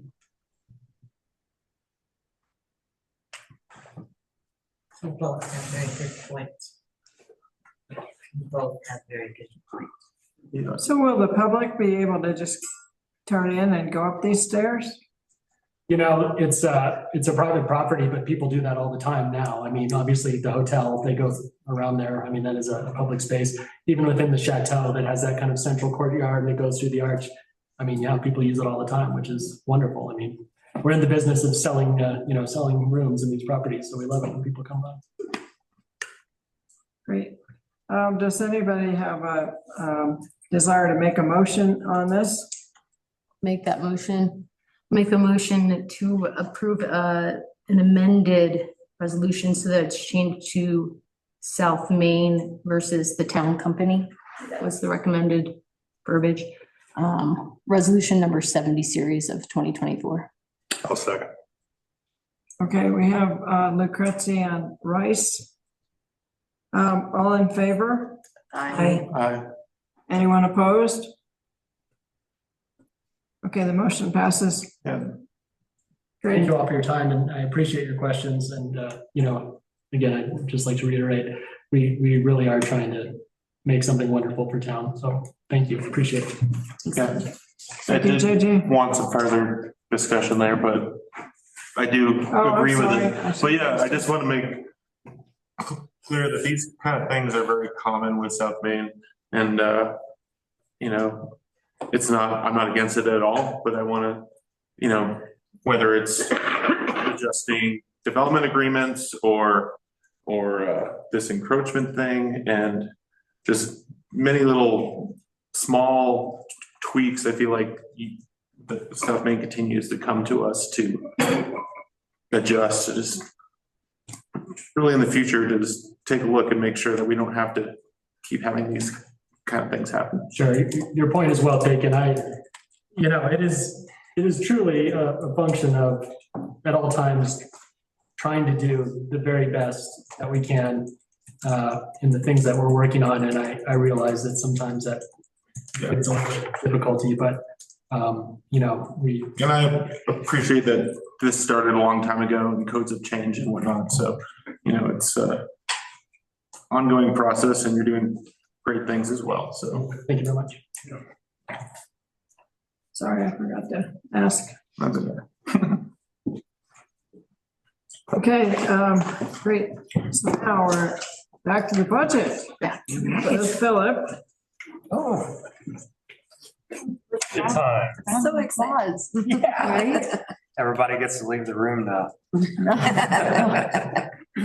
You're just like your guy. Look at that. Hi, Joel. Hi, Joel. Thank you. Thank you, Joel. All right. Ready for me to go? Yes. Okay, great. Thank you all. Page 135 in your packet is my summary memo. And just a reminder, this is a continuation of the public hearing that was started last meeting. So there will be opportunity for public comment later, but quickly, I just want to hit a few highlights. There weren't many since the last meeting. The primary one is that August sales taxes came in since last meeting. And if you looked at the report in the consent agenda, you will see that the town sales taxes did come in under budget quite a bit, unfortunately. So what that did is create a little bit of a ripple effect into our projected revenues for next year. So in the general fund, that decreased our projections by a bit more. So now we're looking at a 1.9% decrease from 2024 budget. So a little bit lower numbers there. What that created was a little lower transfer to the capital fund. So that dropped from 360,000 down to 349,000.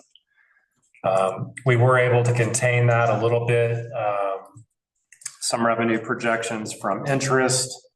I did state last meeting that our bank agreement was reflected in the revenues. However, re-looking at what we expect with interest rates, both with our bank and with Colo Trust, I felt comfortable increasing the revenues from interest up. So that helped offset a little bit, but we did have to decrease our capital transfer. Other than that, the other funds remained about the same. No significant changes to those. And if you look at page 130, my printout doesn't have the page number. Let's go 137. It's the capital list, Brian. Yeah, perfect. You'll see the red line there.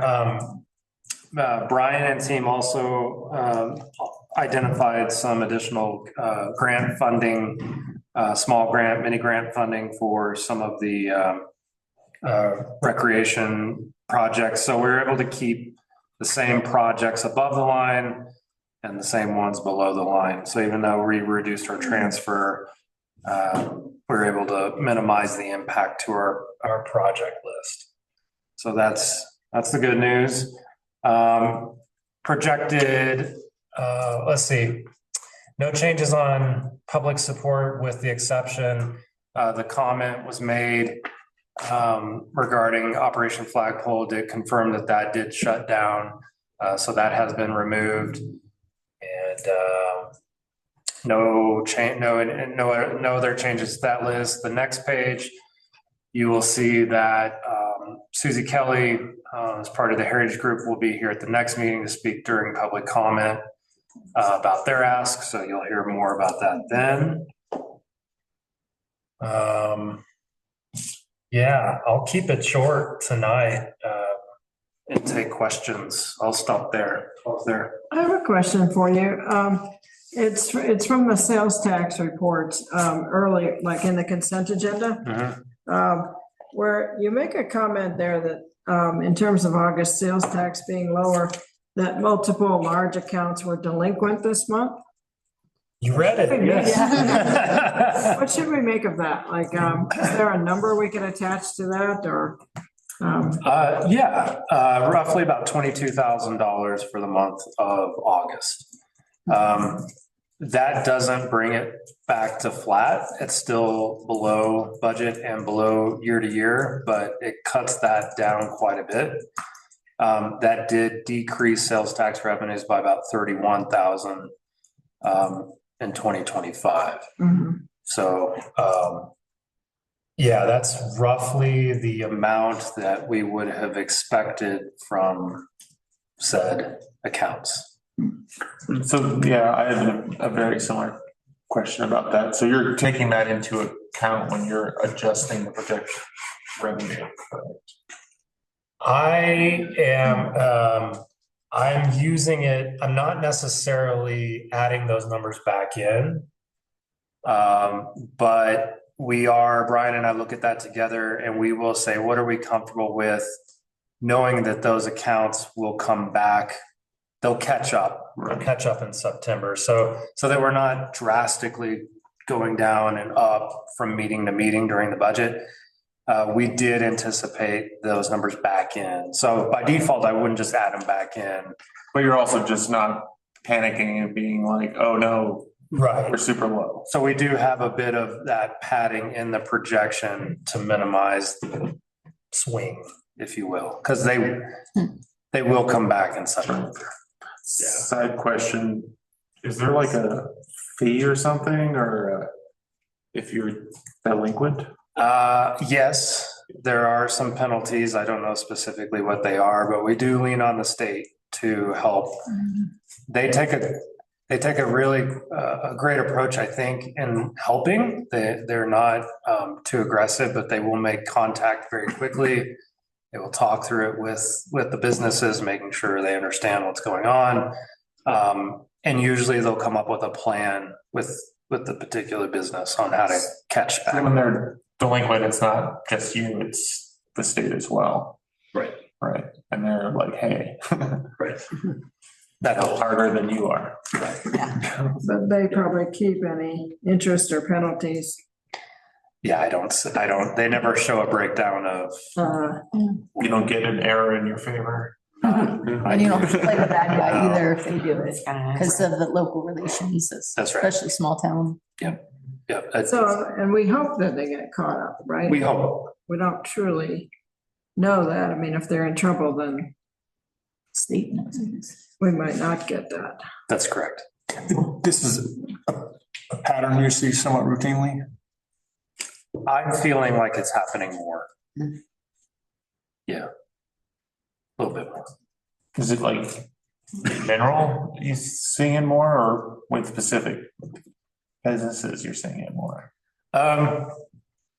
Both. Yeah.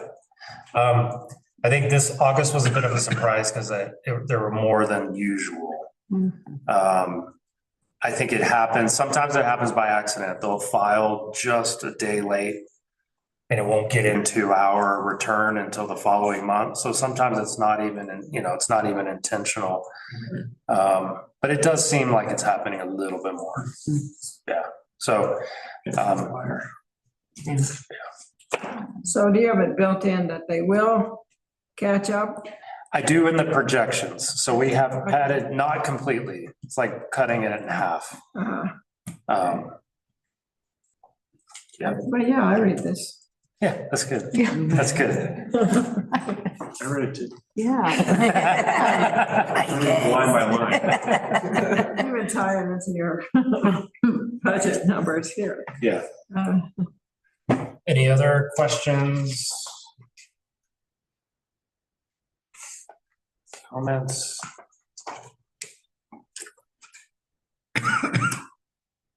Thank you. Is this the time to talk about specific items? Sure. I have a concern, I have a serious concern with adding the block safety cameras to the budget. I read your report, Dean, and I appreciate that. But I really don't see that as something that I feel like we need at this moment. Especially given that the county is installing them as well. So I have concerns about privacy and where does this data go and what are these companies? The presence could create a climate of mistrust among residents as well. So I don't know how other trustees feel or any other input from staff, but that's really the only thing I don't feel comfortable with on the capital improvements. From the description that I've heard of it, it seems like a good program to be able to tell if a license plate that is known to have been on a car used in a crime passes through here, that's what the camera picks up on. Yeah, the idea of it sounds good, but there can be errors as well. I've looked into this a little bit and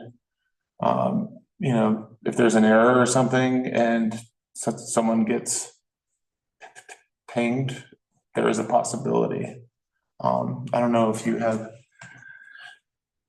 ideas about that or comments about that, Chief, or I haven't heard about any independent organizations that have approved them or looked into their programming. So. Yeah, and I can have a flock representative appear at a town council meeting via Zoom at some point if there's more questions. But there's cameras already like that on the highway. There's one, you could probably access it right now. It's a live feed. I think it's at Brown Dog called, I think coloradocameras.com. It's a private company. I know the prison has used that. That's actually a live feed, which will show actual traffic moving. These are just a snapshot. And how law enforcement would access it is it's shared nationwide with law enforcement. So like when we become a member of Flock, we'll get invites from, even places far away like Memphis PD or whatever. And I put a picture on the budget proposal on ClearGov of one of our officers' cars. We were kind of testing how it worked when they went to Walmart in Salida. And we're like, well, we'll enter the license plate and see if it popped up. And sure enough, it did. And what you see on ClearGov, that's all the camera shows. It's not a live feed of video. You can't even see inside the car. It just showed the person's car at that location. And as an example of how that was used, it's used successfully around the country. They caught a serial killer in Beverly Hills with cameras like these. We had an active shooter in Custer County that killed 3 people, and they tracked him to the Walmart in Salida using the Flock cameras. You get an Amber Alert where a little kid gets kidnapped.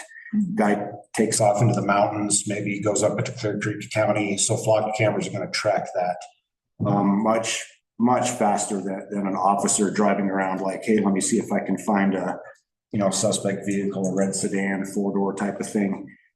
So that's kind of how it works in the theory behind it. As far as misusing the data, I guess I would need some specifics to answer that, and I'd probably have to ask Flock, but there's already live CDOT cameras, there's live cameras in town. We had a car crash the other day where we had a dash cam that was offered to us from a citizen, a Ring camera, and then a business camera all caught it.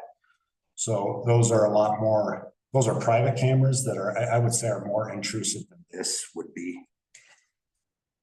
Yeah, I can see things that help, and I can see that as well. I see that the county has block cameras that can help with that. I don't see the need for it to be in our town limits specifically.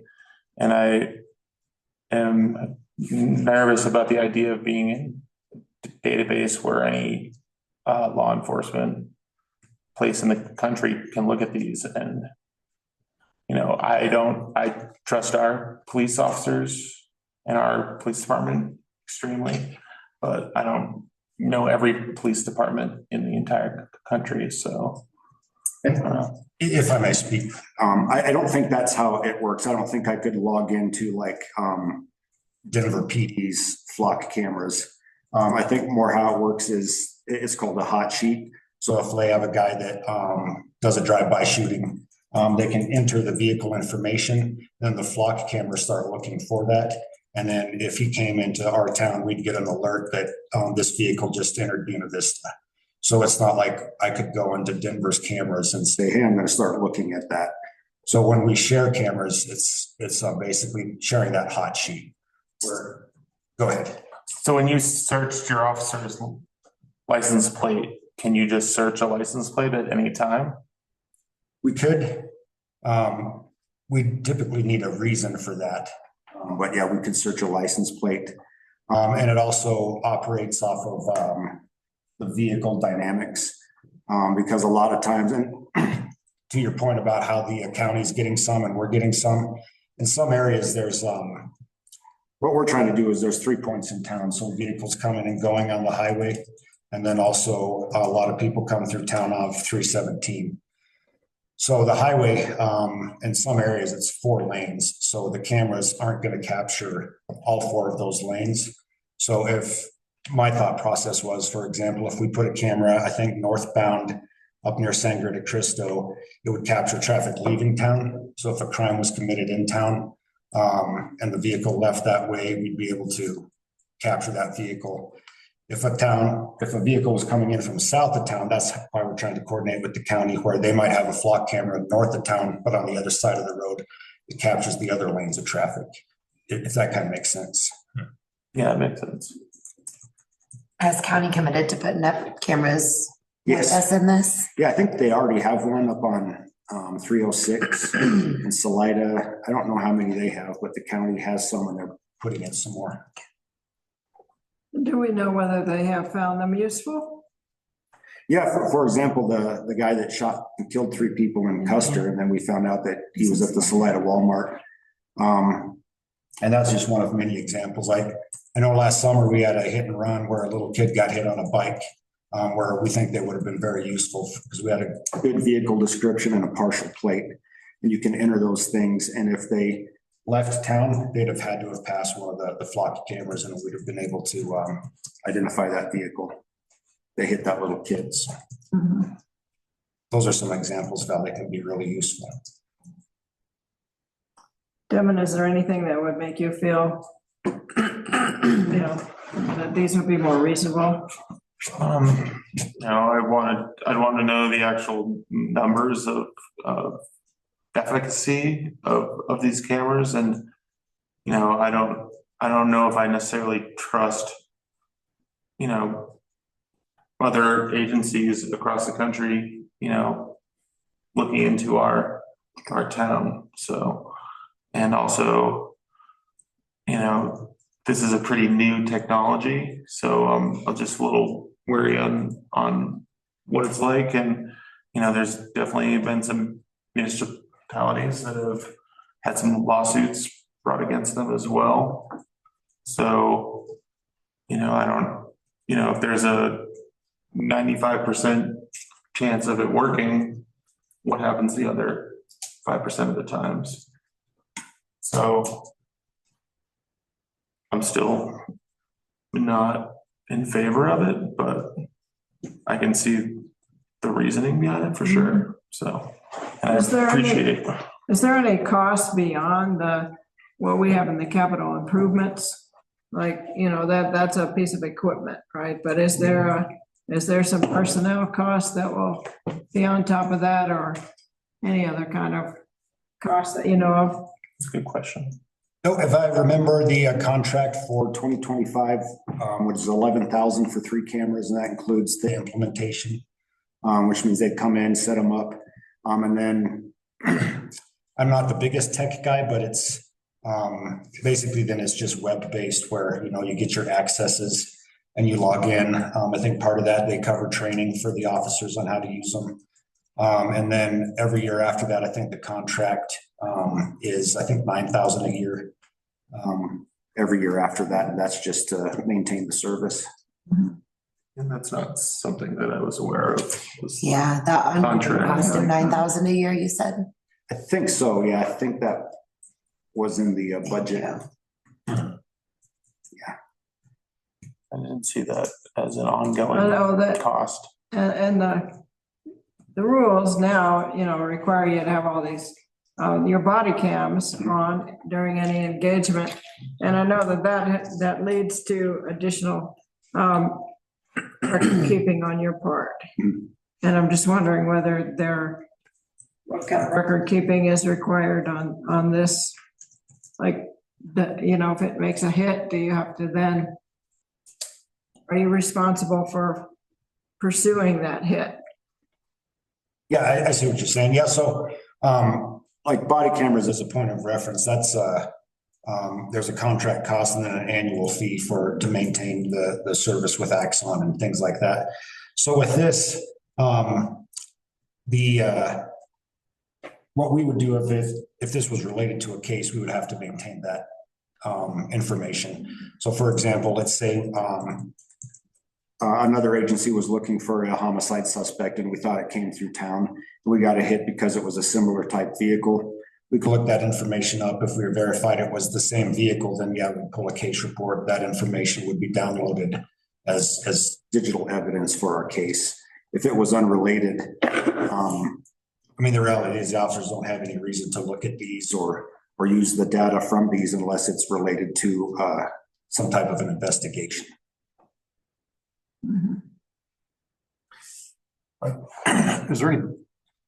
Are the locations of the flock cameras publicized or publicly available? Well, they'll be visible, and I think that's something that the town would need to look at, because I've seen some in other agencies that have a sign that talks about, hey, there's this area is under surveillance, or flock cameras are located in this area. They're fairly visible. They're not like, surreptitious or hidden behind anything. It's just to pull the camera, and it's got, I think there's a picture of it on ClearGov, but it's got like a solar panel on it to keep it powered. Just thinking out loud, it was known that there's some places without them. Do you think that would be a haven for people to go hide? I don't think so, because the intent isn't necessarily like so much area surveillance, but their placement is designed in such a fact that if you come into town or leave town, and if you've committed a crime, you're going to have to pass one of these. Is that any different than when you go to the airport and you go into the Pikes Peak lot and it captures your license plate? I'm not sure how the airport works, but if that's the case, yeah, like a parking lot to see if you paid your parking and things like that, or toll booth, tollways, same thing. Or if they're running the plates, if it's a stolen car going in and out of the airport parking lot. Yeah. So it's not much different than probably what surveillance is at. I wouldn't imagine. I'm not super familiar with what the airport uses, but I do know I went to California and Coronado Island, and I didn't know I was on a tollway, and then we got back and it's a picture of my car and here's the ticket you have to pay for not paying your tolls. So like tollways and things do it too, so. So probably the similar technology on E470, if there's someone running around E470 with a stolen car and that license plate shows up, law enforcement knows about it. So it's not unlike what's being done in many other places. Correct.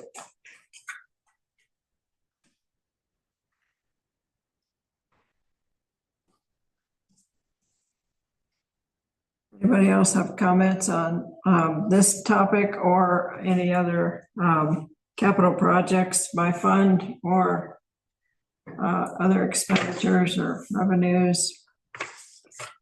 It says on the ClearGov that on the dashboard that the Meridian barricades are 150,000, but that's with the grants, correct? Because it's only a $20,000 match.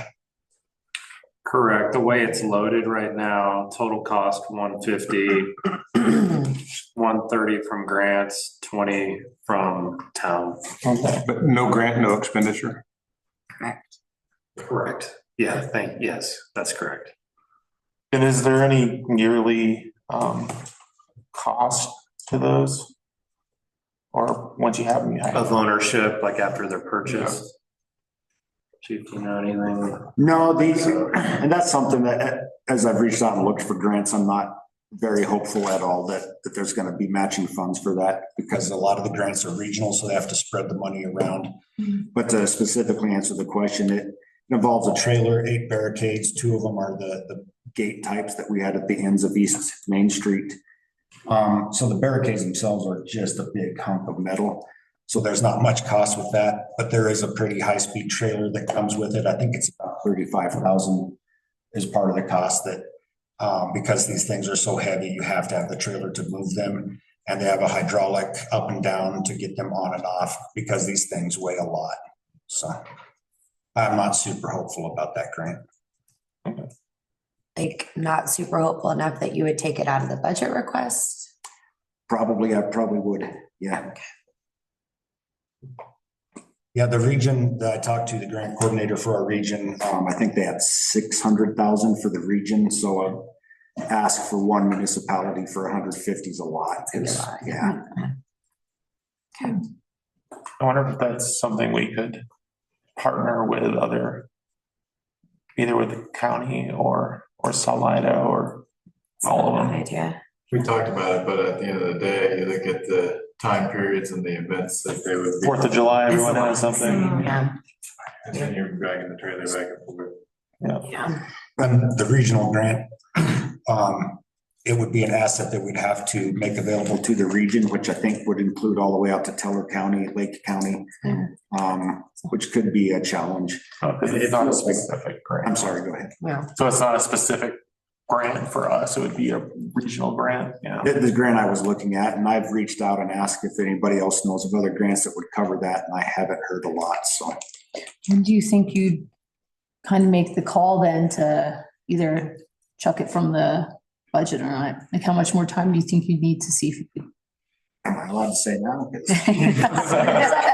can say whatever you want. Yeah, I think that ship has sailed. I talked to Brian and Philip at the staff meeting a couple weeks ago, and I said that's 20,000 in the capital budget that I'm not sure is gonna go towards this because I don't have high hopes for the grant. Yep.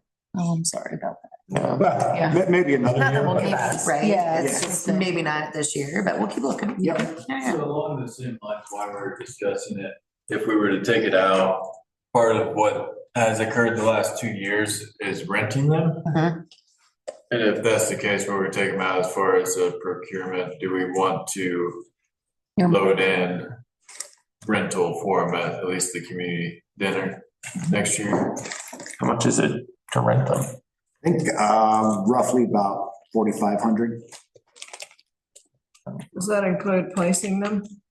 Yeah, so we rented them at this last community dinner, and I think that was the bill they sent was 4,500, and they send out a technician.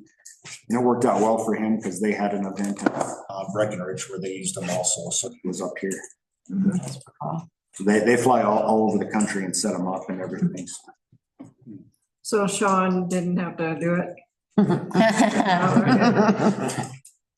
you on Twitter. Yeah, well, and that was the follow-up. If we were gonna continue the conversation was, where does it live and who sets it up and all those good things. Yeah, because you do have a mobilization cost for putting the trucks everywhere, blocking the intersections. I mean, you probably do that, your crew. We have done that in the past, yeah, and a little bit, as we're set up now.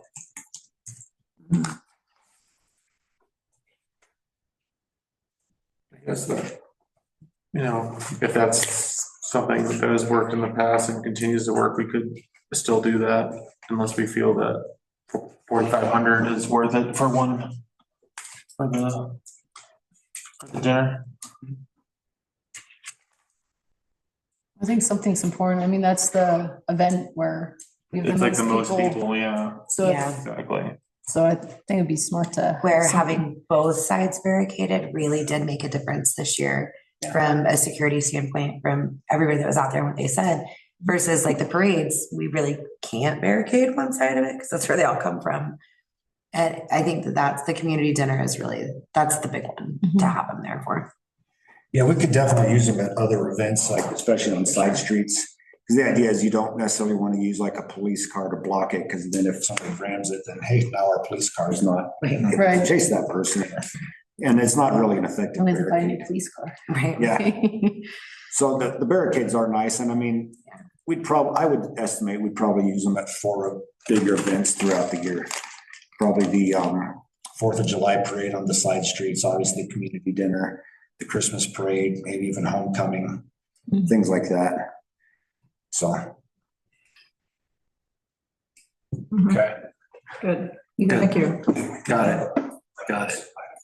Fabulous. I'm glad I stuck around. We're glad you Thank stuck you, around. Yeah. Good information.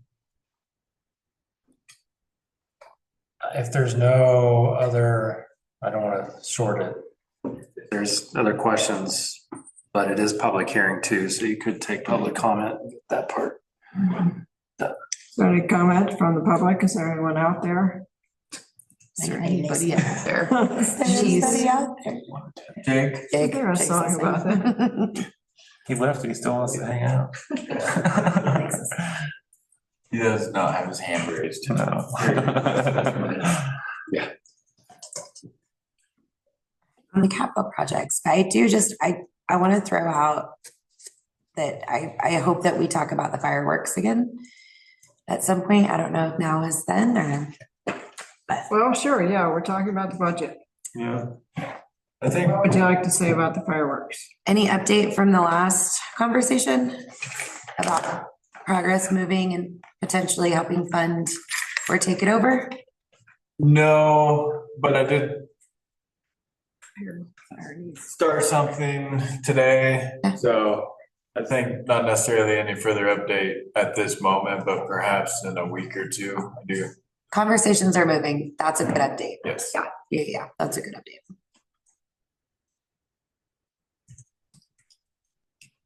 Yeah, no, we can talk about revenues, expenses, capital projects, grants. Can I make a clarifying comment? Yes. Just Hello? about the sales tax. Uh-huh. I do want to make it clear that it's not every business is down across the board by any means. So I just want to make that clear. It's a mixed bag. Mhm. So it's just an interesting time because we're seeing some things that we haven't seen. But it's not like, hey, our sales taxes are down 7%. Therefore, everybody's down 7%. Please do not draw that conclusion from No, that's why it's our simplified statement. That's why it's been super helpful for you to include that sectioned Like industry. percentage by industry. Yeah. Yeah, because then you're like, oh, well, restaurants aren't down, Right. you know, but It's construction's down there's 50%. construction. Right. Yeah, so. The next breakdown is very. Yeah, that makes it helpful to know that like, oh, we're just like, no one's here. If anyone walks around, yeah, they can see that there's people here, so. Yeah. Yeah. Yeah, that breakdown is Always very much appreciated. Yeah, appreciate all that for sure. And you just love making spreadsheets and graphs. I do. That's good. I do have a quick question on the support to community-based organizations.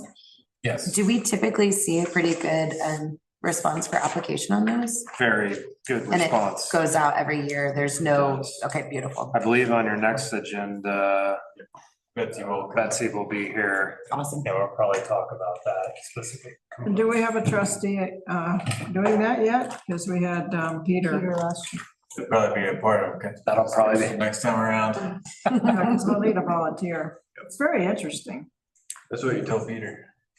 That's what you told me. And Peter was like, I said this was gonna be quick and it was a lot. Yeah, it was not. Yeah, I have worked with them on a grant review once and it was really fascinating. Yeah. So it's an interesting project. So what was the question about the fireworks? Do we skip over that? Come back. Yeah, come back. And I do have some things posted where I think I'll have more of an update in the next meeting or two, so. We'll kind of make a point to have a critical path figured out as part of this budget process. The largest drone show in Colorado. Right. I saw the largest drone show at Red Rocks. It was pretty cool. It's apparently very expensive. Yeah, of course. We can have a little drone show. It'd be fine for me. I'd say the advisory board, they did a great job presenting. There were no surprises on my end from what they said. I don't know if you correlated to the capital projects, but REC is very clear on their priorities with staff.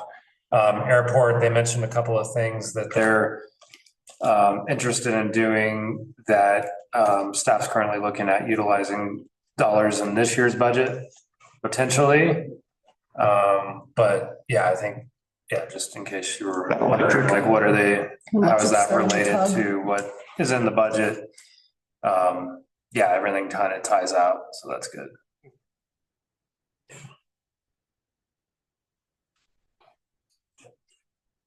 Okay, if there are no other comments, then I think I need a motion to extend this hearing, continue the hearing to 2 weeks from now. Correct. I'll make that motion. I will second. Okay, all in favor? Aye.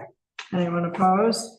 It actually is not 2 weeks from now, it's 3 weeks from now. Oh, is that tricky? That's right. Yeah, I'll make a motion to extend the budget to the next trustee meeting. Yeah, okay. Which is Might get into numbers. November 12th. Yeah. Yes, That was November the last one. Okay. So the motion passes and the hearing is extended. It's continued Did we to. vote on that? I didn't hear a vote. Did I miss the vote? All in favor of that? Aye. Anyone opposed? The motion passes. Good. To continue the hearing to 12/12/24. Isn't that a special? 11/12/2024. 11/12. 11/12 is not. We so still need special. November. Yeah, that's right. Right. So then we have just one more thing in the regular agenda, which is a letter of support requested by the crossing to various grant sources that it has. So I'm just looking for a motion to approve my signing that letter. I'll make that motion, Mayor. Okay, is there a second? Second. So we have Hike and Lucrezi. All in favor? Aye. Anyone opposed?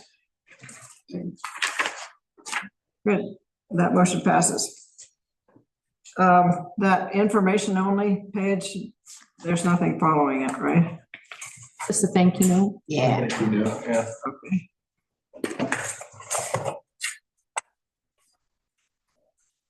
Great.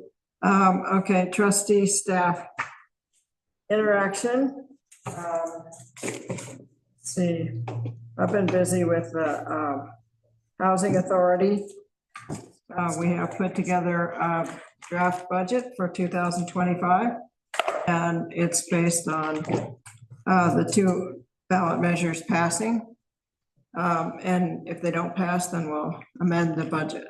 But so that is available on the website of the Chaffee Housing Authority, if people would like to look at that.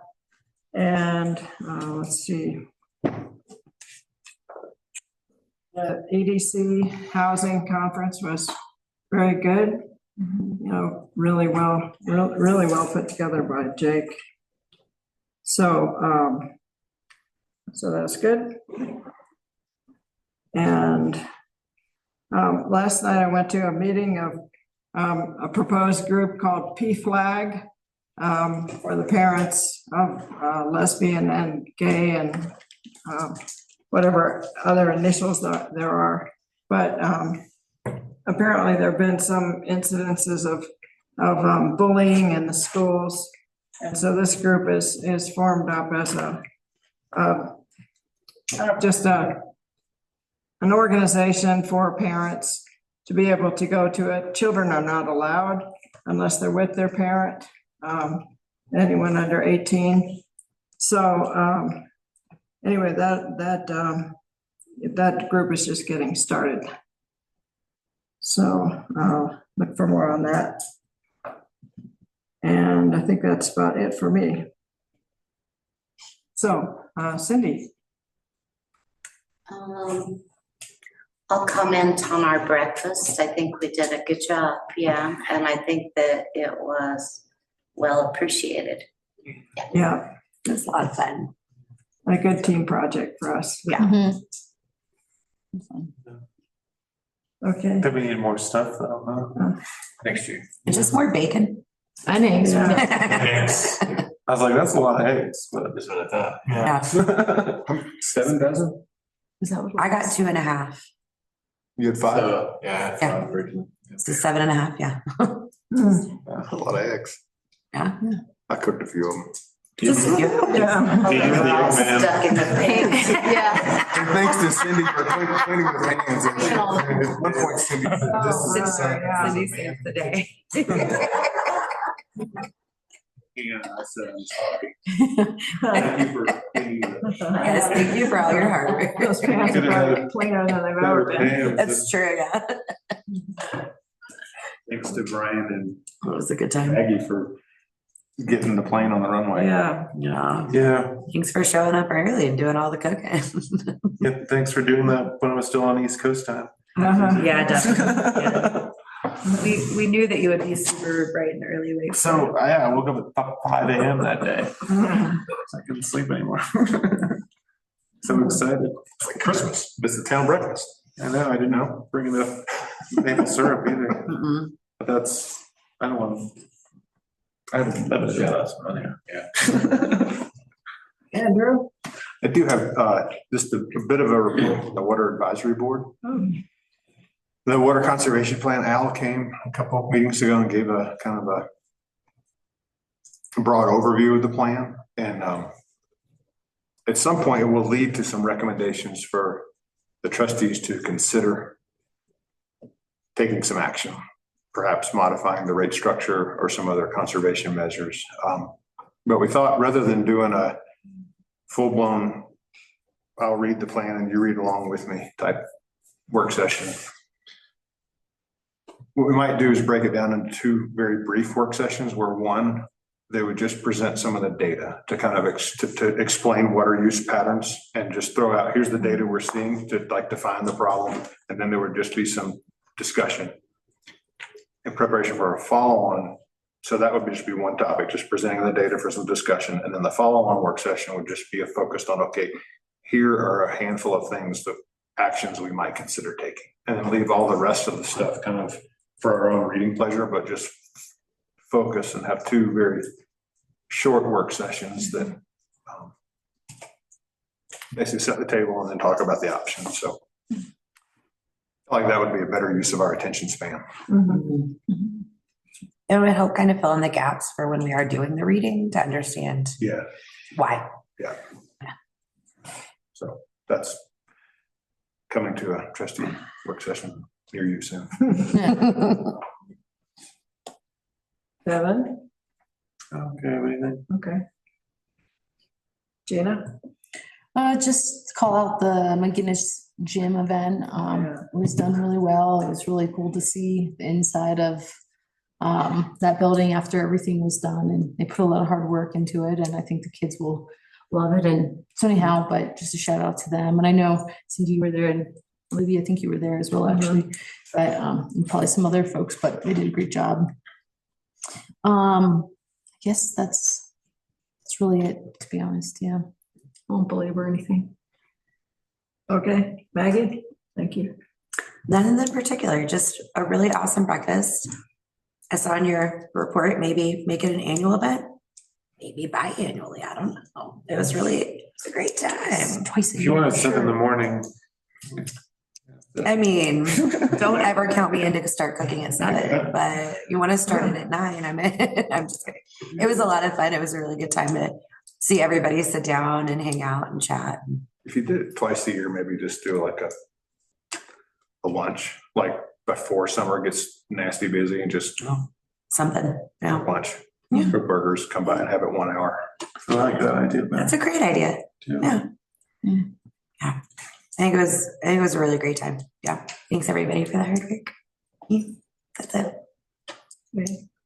I'd like to say one more thing too, which is that in the last month, I think we lost a great citizen of Buena Vista, Dick C.R.S. He and his wife Jan had founded the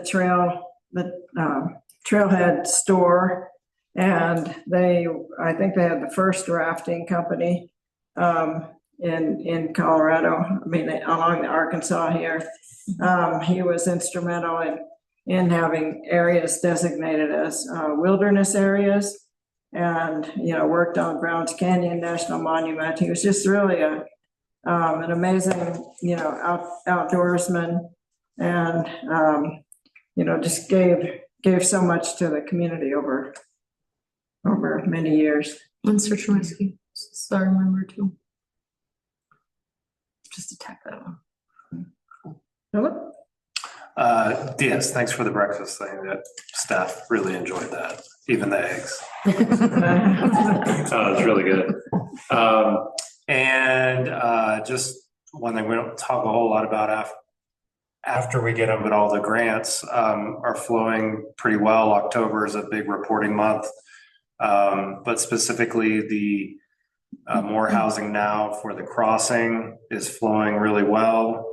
They get draws once a month.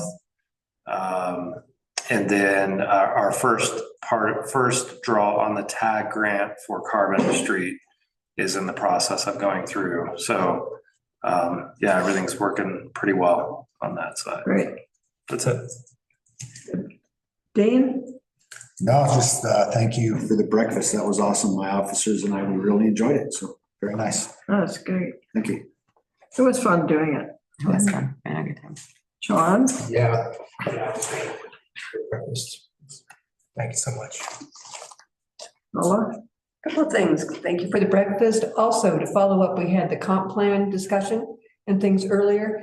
In the newsletter that will be going out with your water bills and things, there will be some information on the comp plan as well as the code for people to access and to go on site. So that is going out to all of the residents in BV. Thank you.